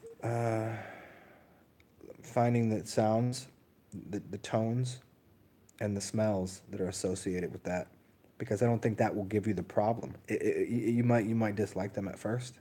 Like if you found the aroma and then you found tune, I think those would you wouldn't have the physical problems, but it would actually be a healing thing, especially especially for a lot of people. Like the aroma, the essential oils are of the highest order. That's the best way to go. So you'd find if you found somebody that really if you found somebody that really knew about essential oils, not too many people do. A lot of people sell essential oils, but they don't fucking know a damn thing about what they're doing. They're like, oh, they look at a card and they go, this means that it's good for you this. They don't really know how it works. If you found somebody that knows how they all work together, there's not too many people out there that do. I mean, I'm one of them, but it's not something I do. It's like nobody knows that. How do you explain to somebody like, well, I could fix you with essential oils? What the fuck do you mean? I could smell something and feel better? I mean, well, you ate something and you feel worse.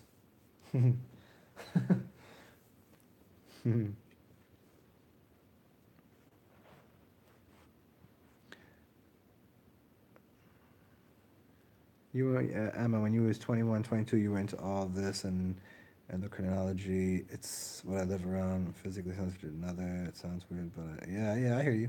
What's my favorite? My favorite essential oil? My favorite what, baby? What are you saying?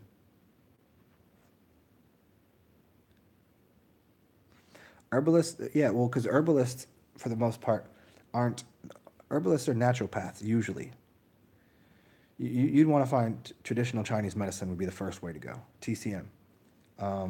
You'd probably want to get needles stuck in you. You probably want to get acupuncture if you haven't done that. That would be a good way. That would be a really good way to start.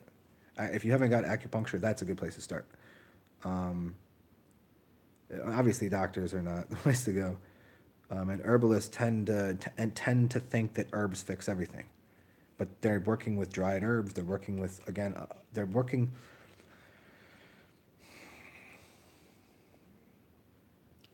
People want to become herbologists. People want to become these things. It wasn't necessarily what they were. Like they were a dandelion and they wanted to be a rose. You know what I mean?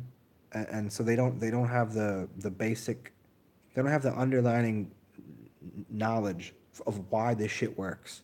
An herbologist thinks herbs gonna fix everything. Well, herbs don't fix everything. Aromacology though, you can't find too many aromacologists. Herbologists, they think you got to eat something. Aromacologist said you don't have to do a damn thing. Just smell this. You're gonna breathe anyways. Just breathe this in. It's the highest order. It's the essence. It's they call it an essential oil, ESS. It's of the Essenes, the Essene gospel, the Essene God smell, the essence of God smell. But it actually means ascend, essential oil, the oil. It's the chrism or the crossing oil. It goes directly into your brain. It affects your brain. So if you find somebody that knows how oils work, that would be 100% the way to go. But that's going to be, if you can, hopefully you can find that. But if not, your second best is to find a traditional Chinese medicine man. Um, it'll be the old Chinese man, and you'll know that he knows his shit because he won't know too much English. And secondarily, and not even secondarily, an acupuncturist. And you don't want fucking Mary fucking or Tom blah blah. Oh, actually, I did have one that was amazing. His name was actually Tom, and that's the reason I said it. Tom, he was in Baltimore, and he was super amazing. He knew his acupuncture. He knew like really he really was really good.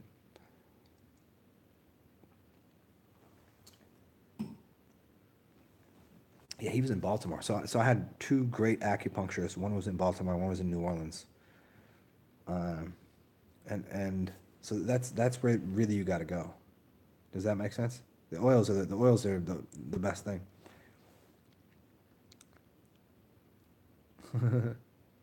Yeah, dead matter herbs. You need the living herbs. And what do they do with the living herbs? They take the oil out of them, and then they have dead herbs. So what's the life force? The oil or the spirit. You're pulling the spirit out. So what do?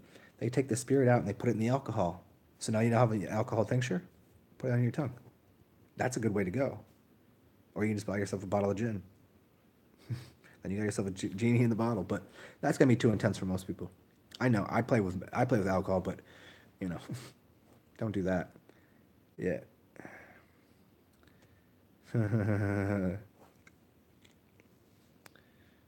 Super Champion Rocker. I actually listen. Super Champion Rocker. Go listen to the video I did yesterday on the Don Tolman book. It's called a reading from the FDR. Um, no, English is the highest order of languages, and I actually the first chapter I read was all about the English language. Yeah, English is the highest order of language. It is the solution to the story of Babylon. So no, it's very it's English English people. We put spins on things. We put spells and spins on things. Like when you're playing pool, you spin a ball. See, we can do things with because we've taken from all of the other languages. So when I speak, I'm not speaking just English. You think I'm speaking English. First of all, I'm not even speaking a language. But then what I'm doing is I'm using so many different techniques and values that I'm pulling from the Olmecs. I'm pulling from the Spaniards. I'm pulling from the Asiatic cultures. I'm pulling from everywhere. Every time I speak, you think you're hearing English, but you're hearing every dialect from all over the world. Sometimes I'll go. I'll just. So did I, which was that? Which, where in Africa was I? Because it's not African. You can't be African. You know how many countries there are in Africa? That's ridiculous. That's a continent. But I'm speaking from certain cliques. They say you from the clique, click, click. What side you from? You in this clique? Does that make more sense? And it's funny when you said that. Um, yeah, I was gonna grab this. I was gonna grab the book and read the chapter for you, because I was gonna make a video tonight, and then William Kyle Estes said, "Hey, Zen, I'm gonna make this video for you. Can you please watch this?" And then, well, he didn't say please. He just watch this fucking video. I said, "All right, cool." And then I said in return, "Here, let me make a video for you." But I was gonna go read from the book, and then you brought up that soils thing. Well, I brought up the oil. Wait, who brought up the soils thing? I don't know who fucking cares. I'll, I'll go get this book for you right now, and we'll read something about that. And but Super Champion Rocker, after I do this little reading, if you stick around, or if you don't, go listen to that FDR thing. It's fucking amazing. Whoever was here for it, they'll let you know. It was amazing. Let me go grab the book.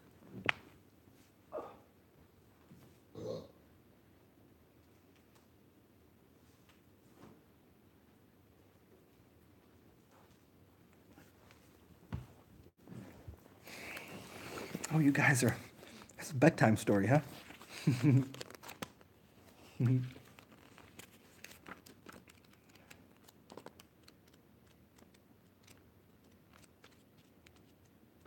Just so you know what I'm reading out of here.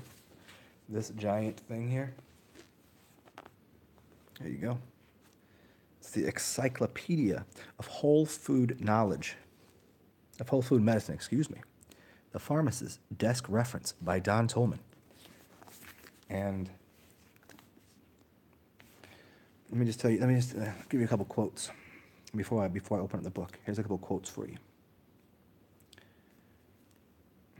Anyone who conducts an argument by appealing to authority is not using his intelligence, he is just using his memory. Here's one of my favorite ones.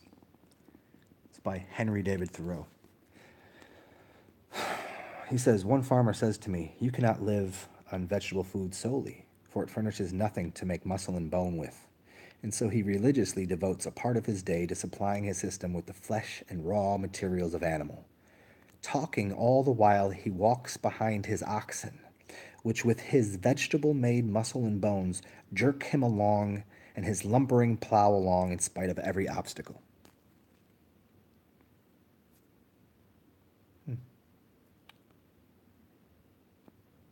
Yeah, that's pretty good. I mean, there's some on Leo Tolstoy in here, and there's a couple. Uh, Da Vinci. Yeah, there's lots of good ones in here. But let me get to what I was going to talk about, this soil thing.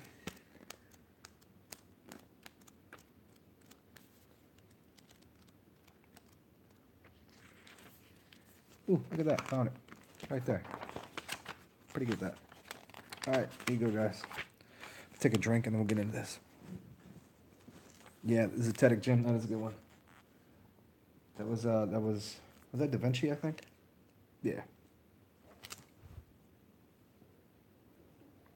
A little fuel and a little bit of water.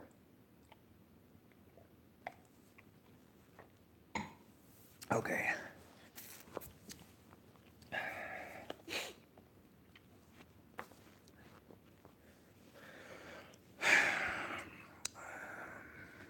Well, here, Rick James. I'm gonna read it for you right now. This is what I am. Swinwit.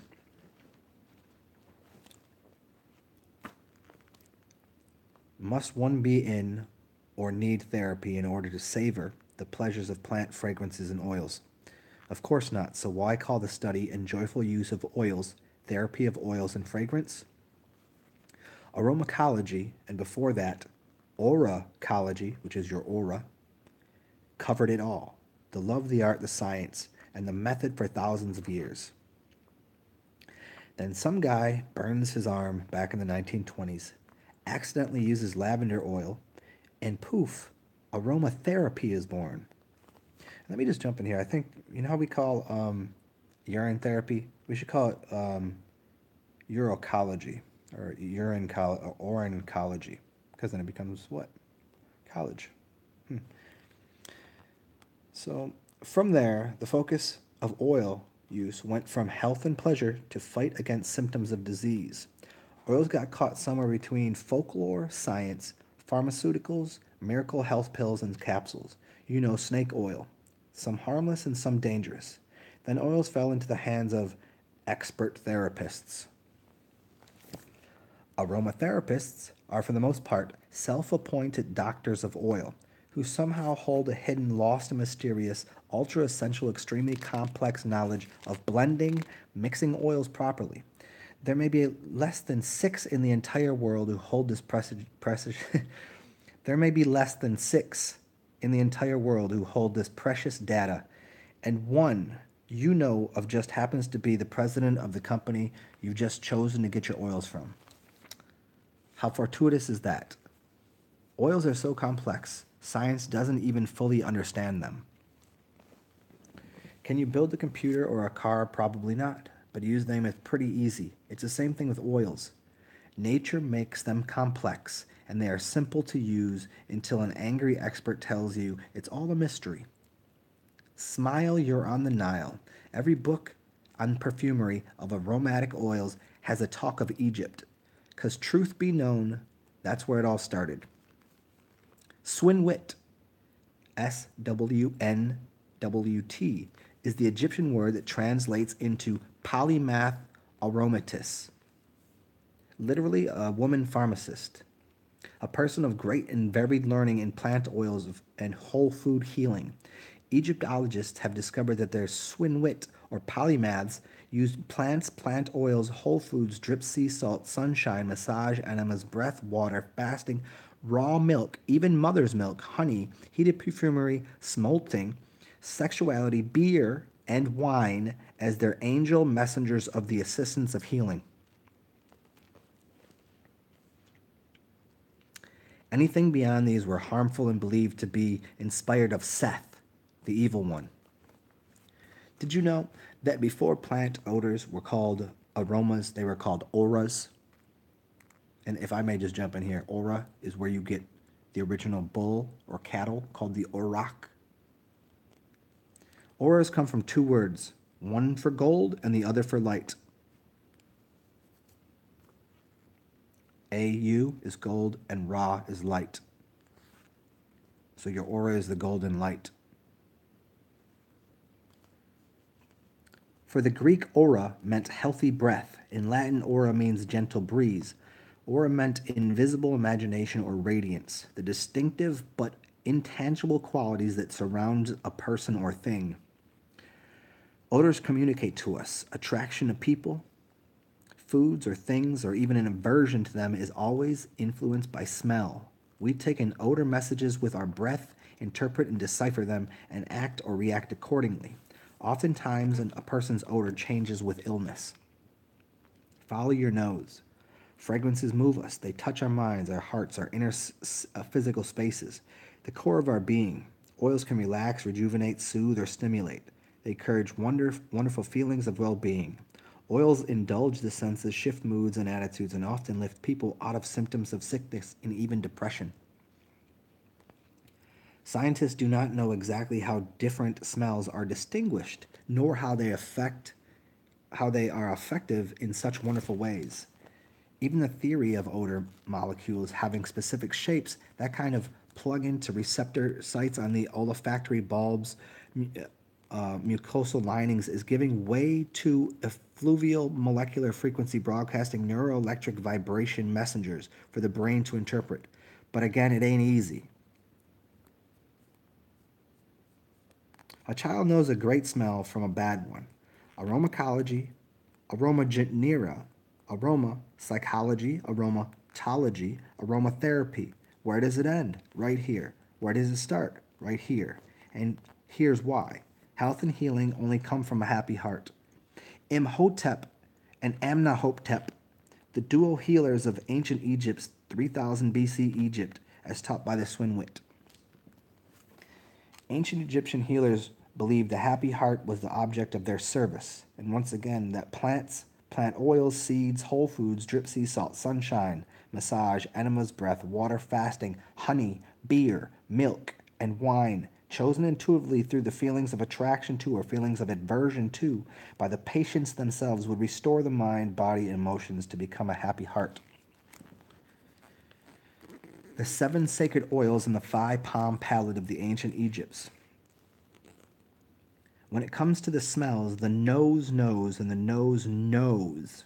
Attraction or aversion, that's it. These two photos reproduced here with permission of the National Geographic shows the oil healers of Phi Palm Pilot. The first appeared in the Modern Times in October 2002 issue of that magazine. The ancient Swinwit made her own polypharmacy, or blends as they called it today, by placing these 3 drops of messenger oil, carrier oils called today, into each. Then they placed the 7 sacred oils in these 7 corresponding thumbprints. Then dripping a small papyrus, or we call it a rush ball, or a Q-tip, into the thumbprint, then they would waft the smeared, soaked ball in front under the nose of a sick person. That sick person then would respond with one of the 4 measures. Greatly pleasing, somewhat pleasing, not so good, or fuck, yuck. The art of anointment, or the laying on of hands. The Swinwit, or polymath, would use the tip of her little finger or of the right hand to dip and mix the really pleasing and somewhat pleasing oils together, the polypharmacy.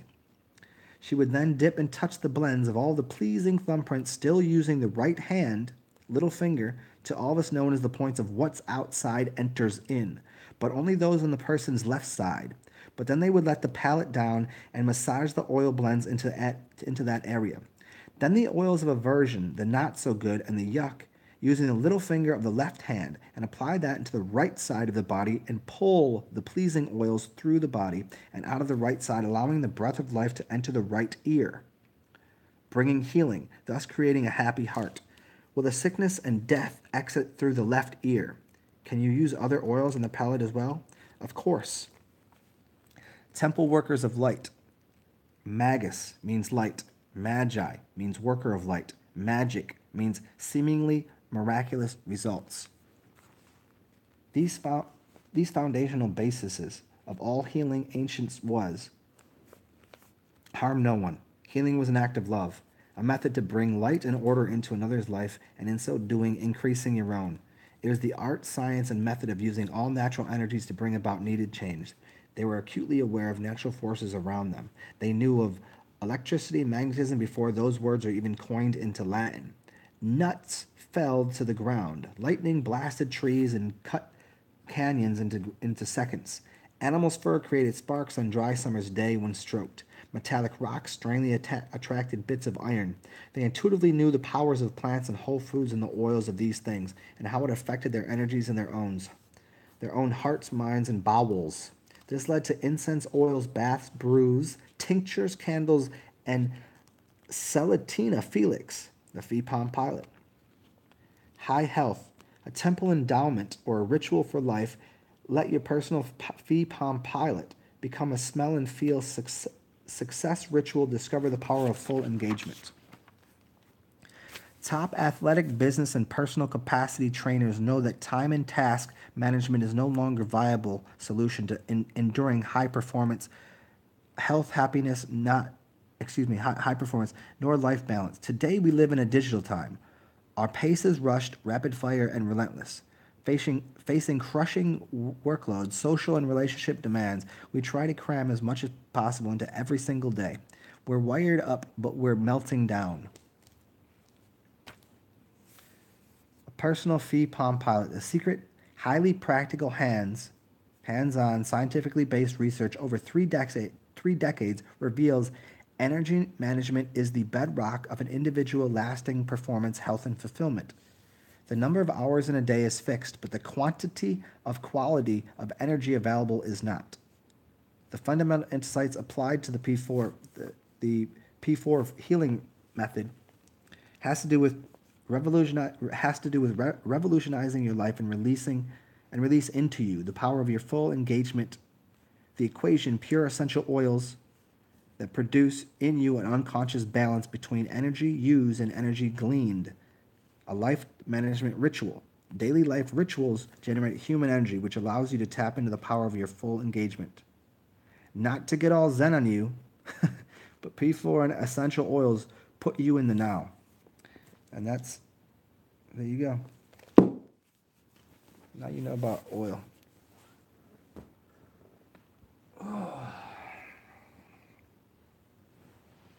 How was that, guys? Was that fun?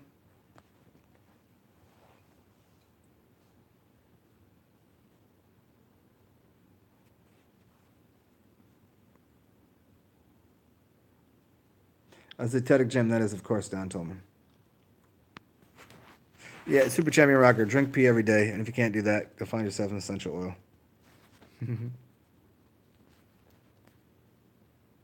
Cool. Cool, cool, cool.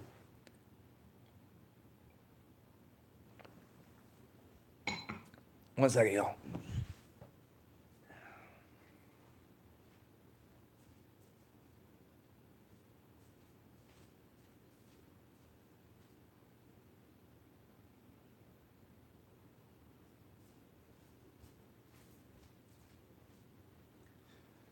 I'm gonna play a little game. Walked in my room and see which oil I picked up.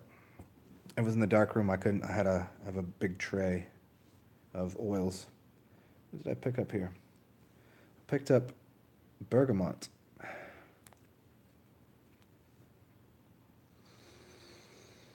Oh, bergamot is one of my favorites.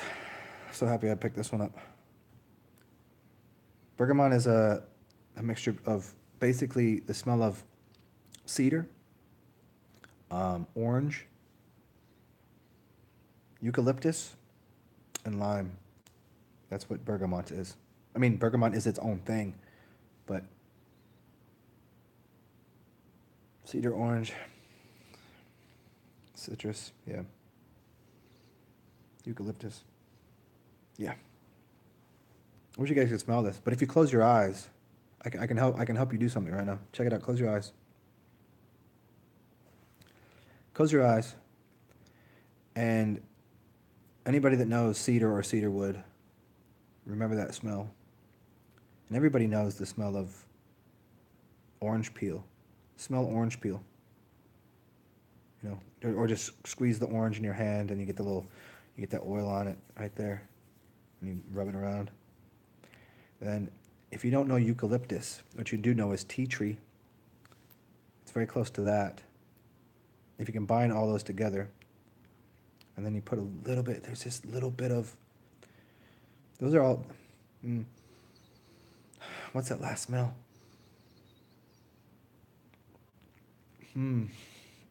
It's like woody and citrusy and very, like, clean. Yeah. Did you all smell any of that?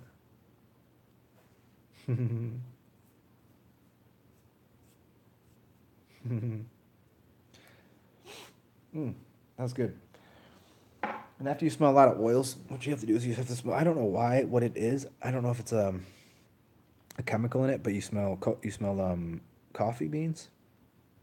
I mean, I assume you could smell chocolate too, but I think it's just coffee beans. I think because there's some chemical in the coffee bean that changes. Because the oils, man, after I smell like 10 oils, I'm mixing some oils or whatever. I'm like, I don't even know what I'm smelling anymore.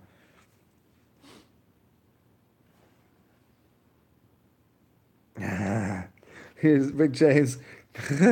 Big James, I always assume you are though. But your awareness will be hyper sensitive afterwards. Just rewind it and do that again. You'd be like, oh, I could smell all of that.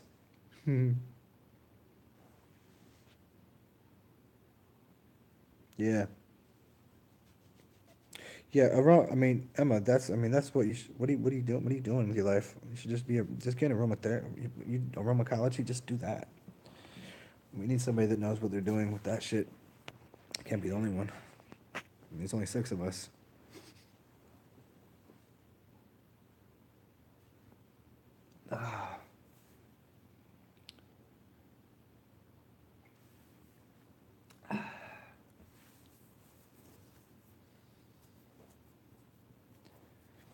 Yeah, what do you think that is? Do you think it's a chemical or do you think it's just the smell? Because what if I took some oil, right? That wouldn't work, would it? I don't know. I mean, because there's coffee oil, right? There's coffee aromatherapy drops. Would that work? I don't think so. Yeah, certificates or whatever, man. But do you have your certificate? Go ask a shaman in the outback if he's got a certificate. Go ask a real medicine man if he's got certificates. That's crazy. Man, oh man.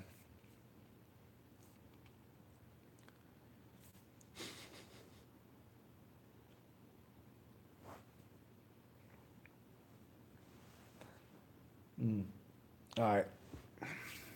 Should I? We got 14 people in the room and only like 3 people are talking. All the rest of you lurkers in the back there. All you lurkers in the back, what's going on? I'll stick around for a little while longer, if you want me to.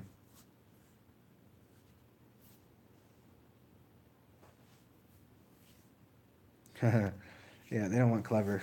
Yeah, the system. Well, remember this again. I'm gonna go back to the beginning.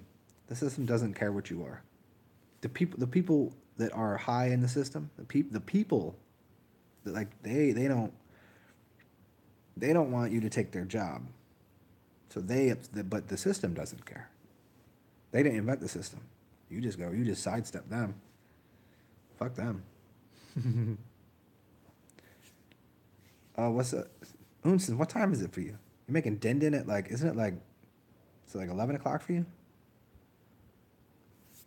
You eating dinner at 11? A frequency? A frequency would be what? Let me, oh, you're the same time as me. What the fuck? I thought, Unsen, you're on the East Coast, right? Don't you live near, don't you live near, I know we do this all the time, but Alabama. Wait, you're in Alabama? When the fuck did you get in Alabama? How far up in Alabama? Rick James, let me find a frequency for you.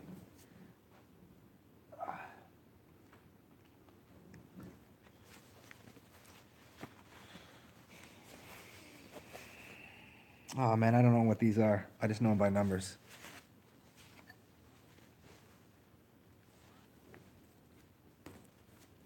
Hey, can you you know what? I'll look it up for you right now. I'll look up what an A frequency is.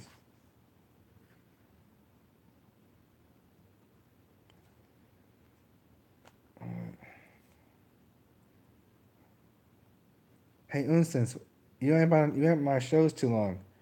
You know we live in the same state now, right?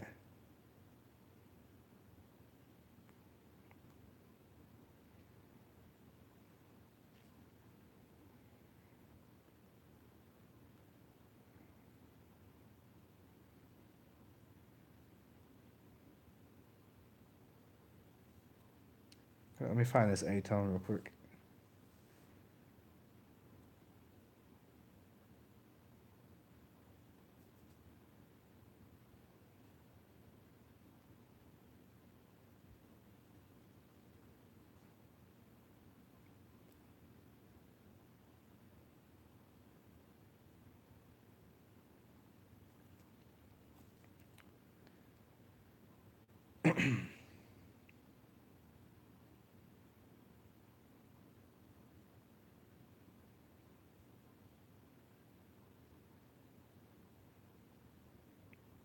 Oh man, oh man, you terribly far away.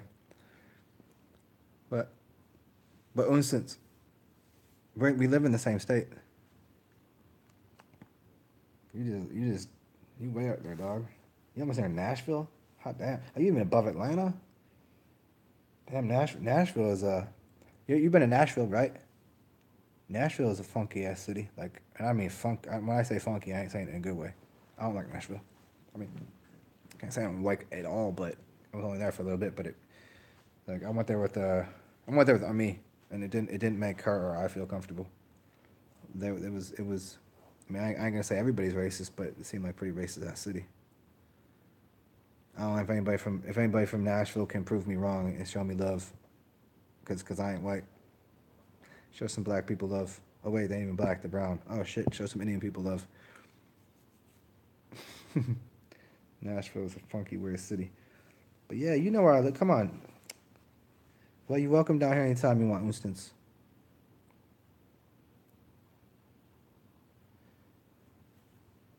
Drive-by truckers, yeah. Drive-by truckers is alright. I can't find a good, let's see. A frequencies.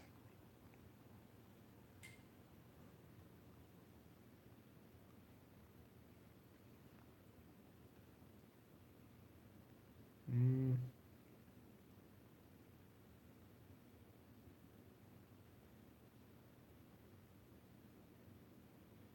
that ain't gonna be right.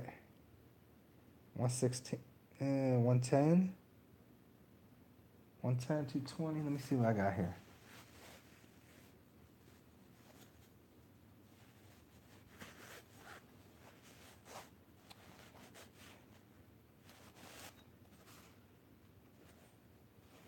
You guys might know this, but ain't none of the solfeggios is gonna be an A, is it? I might have to go up higher than that. 466. 440. Okay, let me. No, that ain't even in there. Well, so we want. Here we go. Oh, well, I guess that's gonna be close enough. No, that's a G. Oh, 417. I'll give you a G. G sharp A flat. G sharp A flat right here.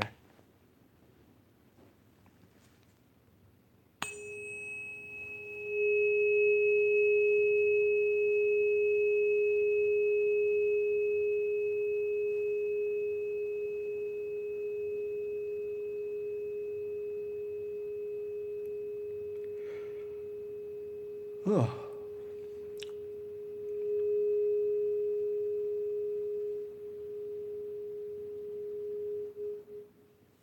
That hit me right between my shoulder blades.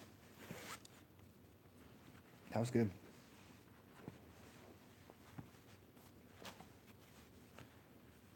Yeah, man.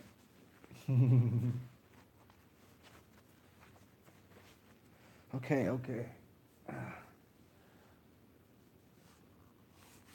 So what's up, you strangers? We 2 hours in. I'm usually right around here. Give it last call. I let you people let me know. Do I is last call? Um, I could bounce right now. I could get one more small half beverage and fuck around with you guys for a little longer. I'm happy to. You gotta help me out a little bit. You gotta inspire me to talk about some weird shit or something normal.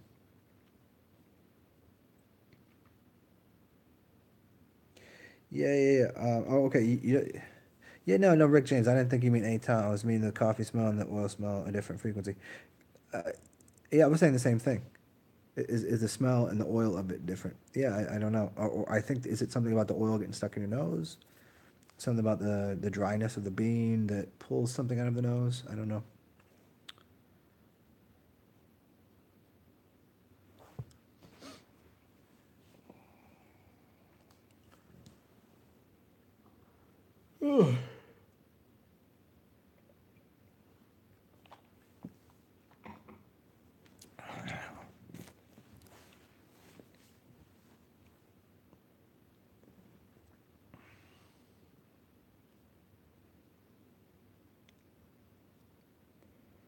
Well, I'll do it anyways, even though nobody's talking, because I got enough. I got enough of not my llama, but my.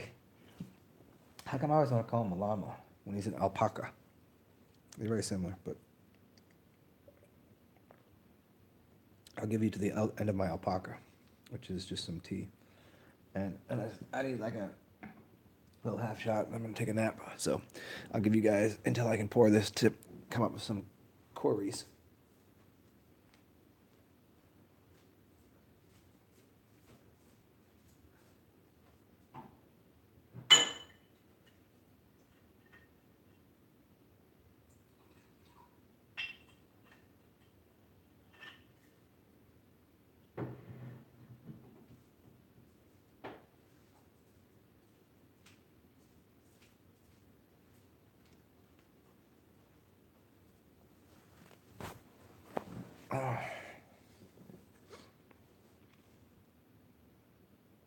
What up, Super Champion Rocker?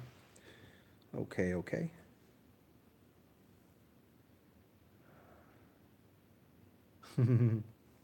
Well, that's excellent. I love the birds too. Yeah, milk thistle. Yeah, milk thistle will help a lot. Um, why, Rick James? Why does he have cirrhosis of the liver? This is a question you kind of gave me earlier because he's got psoriasis, which is cirrhosis. The psoriasis comes from a liver problem. Why are they telling me he has it? Milk thistle is one of the ones. Yeah, it's good for your kidneys too, but milk thistle is good from drinking. What was his diet like? Let's be real. How old is he? What's he been eating his whole life? Because I'm sure you already know my stance on this. I knew that was going to be I knew that was why.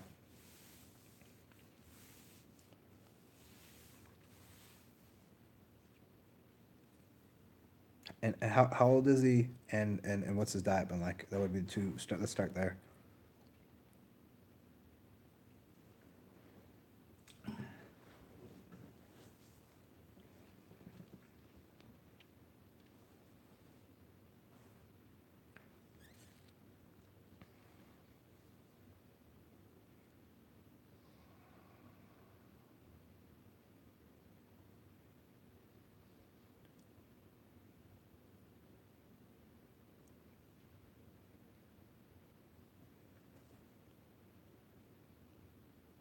Yeah, yeah, yeah, yeah.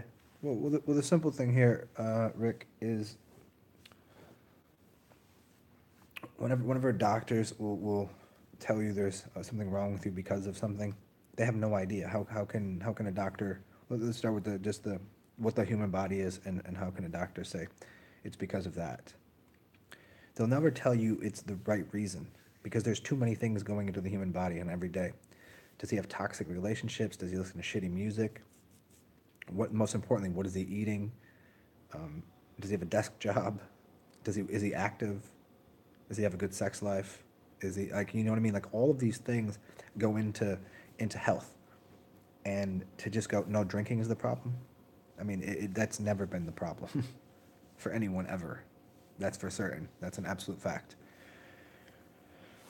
So so while that will be the hard one, just to like, oh, well, of course the doctor knows. Yeah, and then once the doctor subscribe, some little white pills, more poison. It will take away some of the pain, but it's not going to fix what the cirrhosis was caused by. So now he's going to put down the drink, he's going to pop these pills, and he's going to maintain his same diet. And I'm going to bet his diet. Um, I would just guess at it. It's going to be fats that are cooked. You know what I mean? This is gonna be a main, because when you eat something and it goes through your blood, you're gonna have to process that through your liver. You're gonna have to process it that from that's the first. And what's gonna get stuck in there? How could you take gasoline? How could you take ethanol? How could you take alcohol and put it through a tube? It would never get stuck in the tube. What would get stuck in there? Polyunsaturated fats, or or what kind of the grease from a grease cooker, bacon fat that would get stuck in a tube. So we have to start there. What kind of the diet? That would be the things you would eliminate those things and then use coffee enemas. The coffee enemas are then going to push that out, and it's going to right. You'll be if you get a if he does coffee enemas, if he really wants to fix it, get himself a a colander and put it in the toilet. And then when he shits, when he does these coffee enemas, you gotta hold him for a while. Left hand side, land left hand side. Um, you gotta hold him for like 15 minutes. Probably won't be able to at first, but you'll get used to it. There'll be cramping and stuff. See what comes out. He will see. He will see. He will see with his own fucking eyes what's coming out. And it's not alcohol. Alcohol didn't cause that. All of that shit that's clogged up and stuck in there is all of the food that he was eating. The food, the dense physical matter, is what's causing that. That's what needs to be understood about all of this. Now, what would I say to do? I'd say stop eating food and start drinking alcohol. No one's gonna buy that. No one's gonna listen to me there. Don't listen to me. Doesn't it's stupid. It's a bad idea. So, what would be the better idea? Okay, you don't like that? Start drinking juices and water.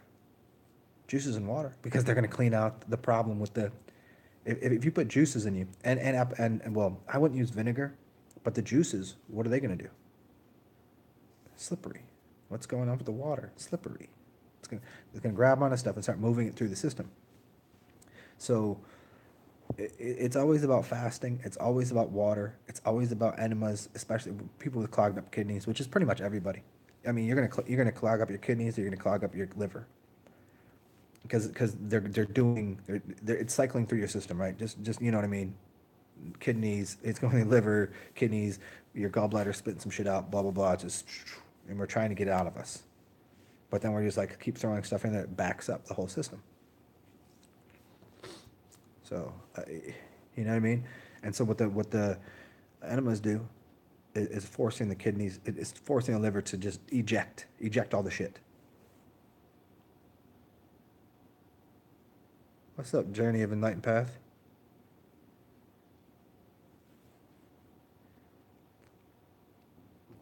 Um, I don't understand what you're asking me about this following St. John, my friend. I really don't understand that.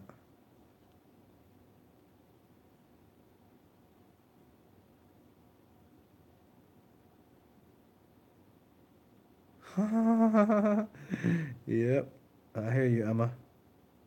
They don't treat you; they treat condition. They treat the symptoms. The symptoms are not the problem. The symptoms are what comes after the problem. Yeah, Journey, I hear you on that. I hear you on the think of yourself as a plant for sure.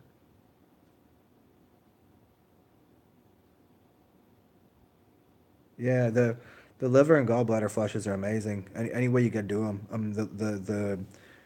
The heavy oil and ginger grapefruit.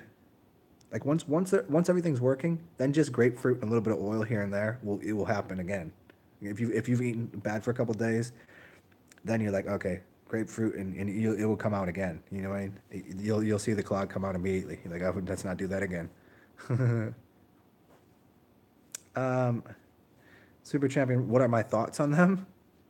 I don't think about them when it happens. I think it's the same as any substance. I think most let's start here. I think most people are blacked out 24 hours a day anyways. They go to their job, 9 to 5.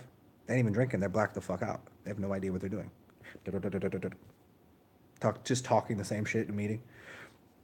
I think it's very similar to, you talk about spirit taking over. What spirit? Is it the alcohol spirit? Is it the, I think it's somewhat shamanic. I think it's somewhat, it's different for different people. I think it puts you in a place, because there's a cleansing going on. Maybe mental, maybe spiritual, maybe psychosomatic, that kind of, it's like a response mechanism to,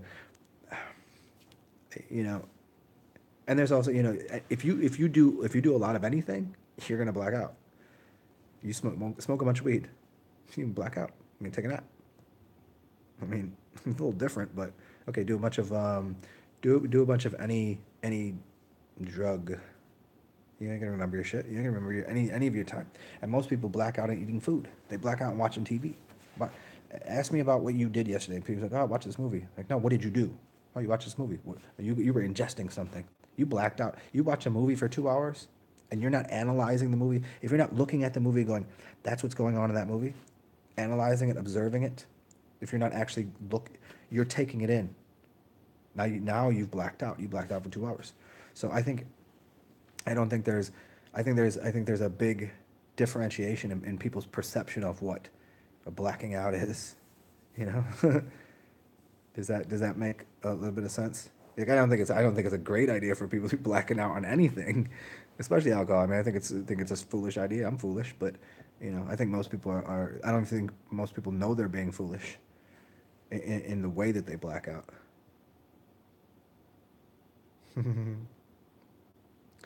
Saint John, Julian, Baba, Wanya Mama.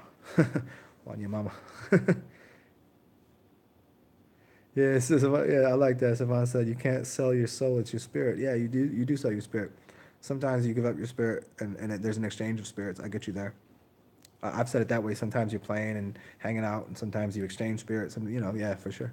You can't sell your soul. You always get your soul back. Yeah. Well, it, yeah. So Emma, so you say that's why you don't watch TV. See, don't. I learned this word in Baltimore. Um, People would say, "What are you looking at?" They would never. They would say. They would never say, "All right, what are you watching on TV?" They would properly say, "What are you looking at?" It's two different things because it meant that they were analyzing what they were looking at. They weren't just watching it like dead to the. Hey, look at, yeah, Cynthia Cog, yeah, for sure. So it's fine to look at the TV. It's fine to interact with it, and this is why computers are like an upgrade to a degree, because it's not just a one way thing anymore. So now we're interacting. It's like for you to say this is like watching TV. No, it's not. I'm interacting with all of you, and you're interacting with me. So now we're keeping we're both well aware of what we're doing. I'm keeping y'all brains in check. You're keeping me in check, and we keep this whole thing rolling. It, but when the TV, you're just like, you might as well just throw the fucking popcorn in there and drink the soda. But if you're like watching TV like this, it's an interesting film. You know, people that are really into film, they're really looking at it. They're really looking at it. It's a different thing. And so I think everything needs to be, uh, you need to observe. And then, shout out to Savan Bomar again. He take an honest assessment of things every day. Hmm. Yeah, I see what I could take from it. Yeah, what can you take from it? It's not taking, but it's like how can I put this into my own being to reform my own life to be something, whatever it is. I don't know.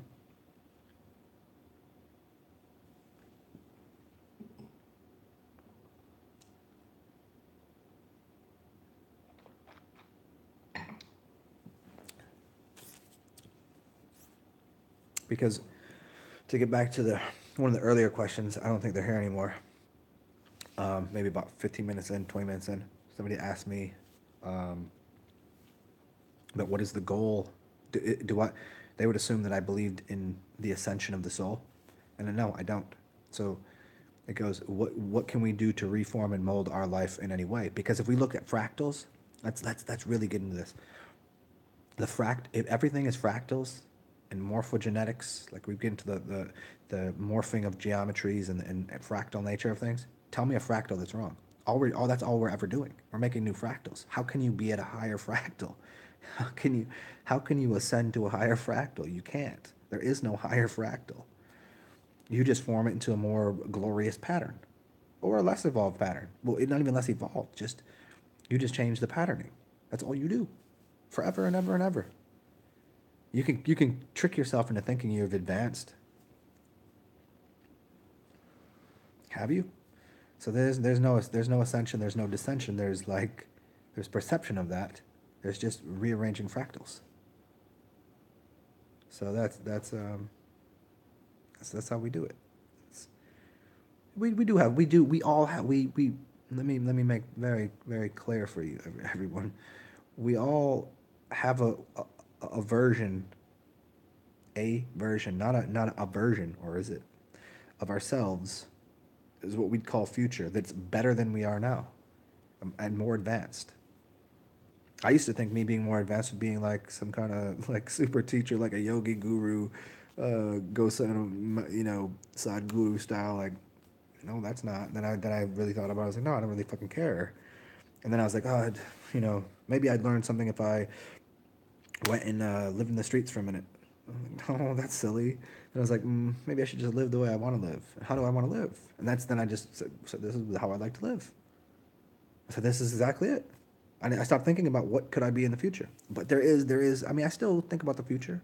I still think about what could another another variation of myself be. And so another variation of myself would be, I don't know. I wake up in the morning and go, okay, I think I know what it is now. And then I'll start, then I'll plant that seed, and I'll go, and it's okay. That will be what I want in the future. I plant a tomato seed. I plant my orange tree over here. I plant a seed over here. All of a sudden I got a giant garden, and then I go to the giant garden. I can grab from any tree that I want. So if right now today, I said, I have a beautiful, wonderful bounty of goodness. Every day I wake up, everywhere I go, I have a wonderful bounty and a giant realm of glory. I just accept that. Then every day that's what I get. So I get to pick whatever I want every day. Man, that's a lot. That's a lot to have, but that just is the truth. What's the better one? What's the better fruit? I'll tell you what the better fruit is. It's whatever you're hungry for that day. The best version, the better, the most advanced thing is what do you want right now?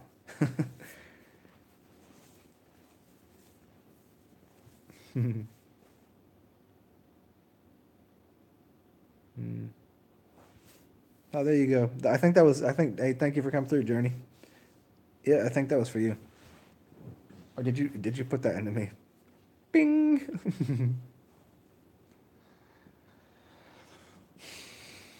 Hmm.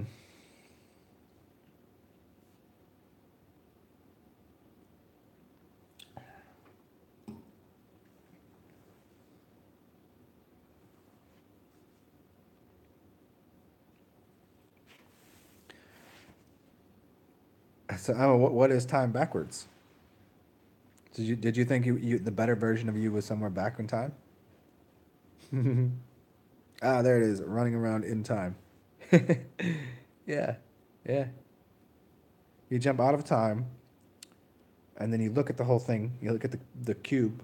You look at the box. You look at your cube, which is part of the crystal lattice of the hexagons, and the cube of Saturn. And you look at your watch or your time, and then you start to develop it in your mind, and then you blast it out, and then you jump into the time, and you jump in here, and here we are now playing inside of time. Oh, we're out of time. Okay, jump next one. Now you jump outside of time, and you start emitting time. So you flip side in, you flip time inside out.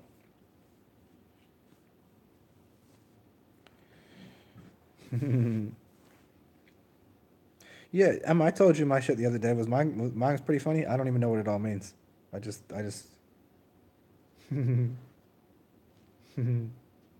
yeah. Yes. So hey, thank you. There you go. Enlightened journey of enlightened path. So what if you are time, then you emit yourself. So you turn yourself inside out. So you implode on yourself. You can emit time, which you inverse it. Invert the whole system. I mean, sometimes you want to go the other way, right? Sometimes you want to go forward in time. Sometimes you want to expend energy. Sometimes you want to pull energy in. Sometimes you want to breathe out. That's what time and emitting is. That's what plans are. That's what action is. Like that's the planting of the seed, and then it's growing, and then it's eating, and then it's napping, and then it's waking up, and then that's the. It's like, oh man, is that all there is? Like, no, that's the basics of it, and then you do everything that you want inside of that. Oh no, no. I mean, I don't really care. I just said hit me on the one on one on that. You know, I shared that with you. Not that I care. I just shared it with you because So hit me with the one on one and all that. I think I said that earlier. And I kept rambling on because there were some people on here. Of course, Rick James. So I'm gonna give you guys, cause hey Emma, you wanna one on one for a second after this? A chat for a second. Cause if you want to, I'll get off of here in like 5 minutes. I'll you could talk to my dude about this. You could talk to my dude about this. Ah.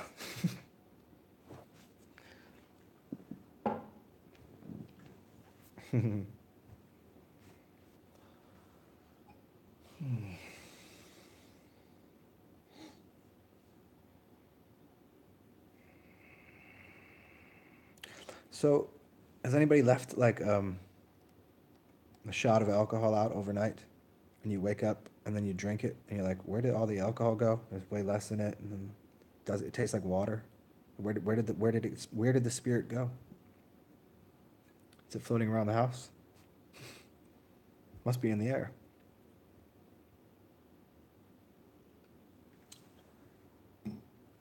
Don't ever forget to put the bottle cap back on. You can't let the genie out the bottle. I did that one. I left the bottle cap off. Man, I probably had some weird dreams that night. Like woke up in the morning, I was like, oh man, that was so weird. Look over, oh man, I didn't put the bottle cap on. No, my drink is wasted. Fucking, how silly.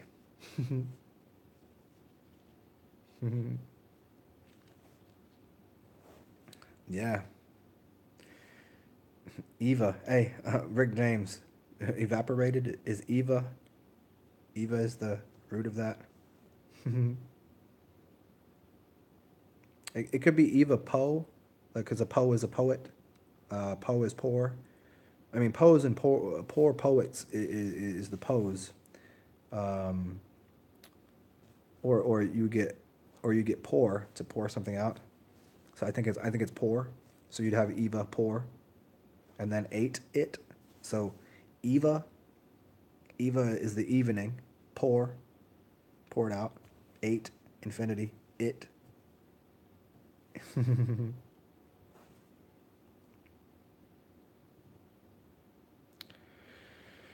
Where does this go? Where does stuff go?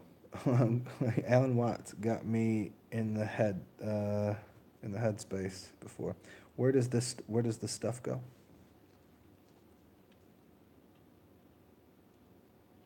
Isn't it weird that we move around? So we seem to move inside and out of space very quickly. Like we're walking around very like just we used to be here and now we're over there. But then we notice this chair is right here. This chair ain't going anywhere. But we know that if we came back in 1,000 years,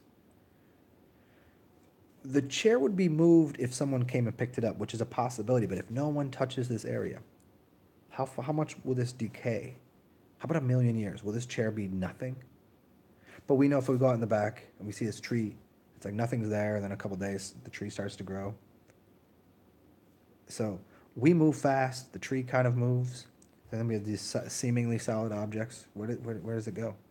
So this is kind of this strange thing between the dynamics of what we perceive as uh, empty space and these things, these objects. Are they moving as fast as we want them to move? Could we make, you know, because isn't it interesting that the plant that's the tree that's out back, like I could make this furniture move faster than a baby, because I'd pick it up and I move it. But you move the furniture. Well, no, the furniture's moving. So what is it? What's moving the furniture? That's a really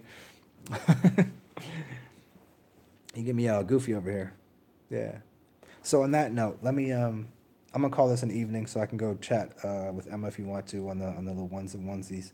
Um, but much gratitude and salutations to all of you strangers and weirdos and weird strangers. And as always, I say it at this point in the video, I always appreciate if you can put any dollars or cents into my PayPal's or Cash App. It's not beneath this one, but it's beneath all my other videos. I always appreciate it. It helps take a load off of Ami's shoulders. Um, it helps me be a little more balanced too. So stay really cool. Be thirsty. Stay hydrated. And good to see you, Journey of Enlightened Path. Good to see Rick James. I'll see you in a little bit. Miss Harding Tams. And anybody else that's here in the background, stay cool. We'll talk soon.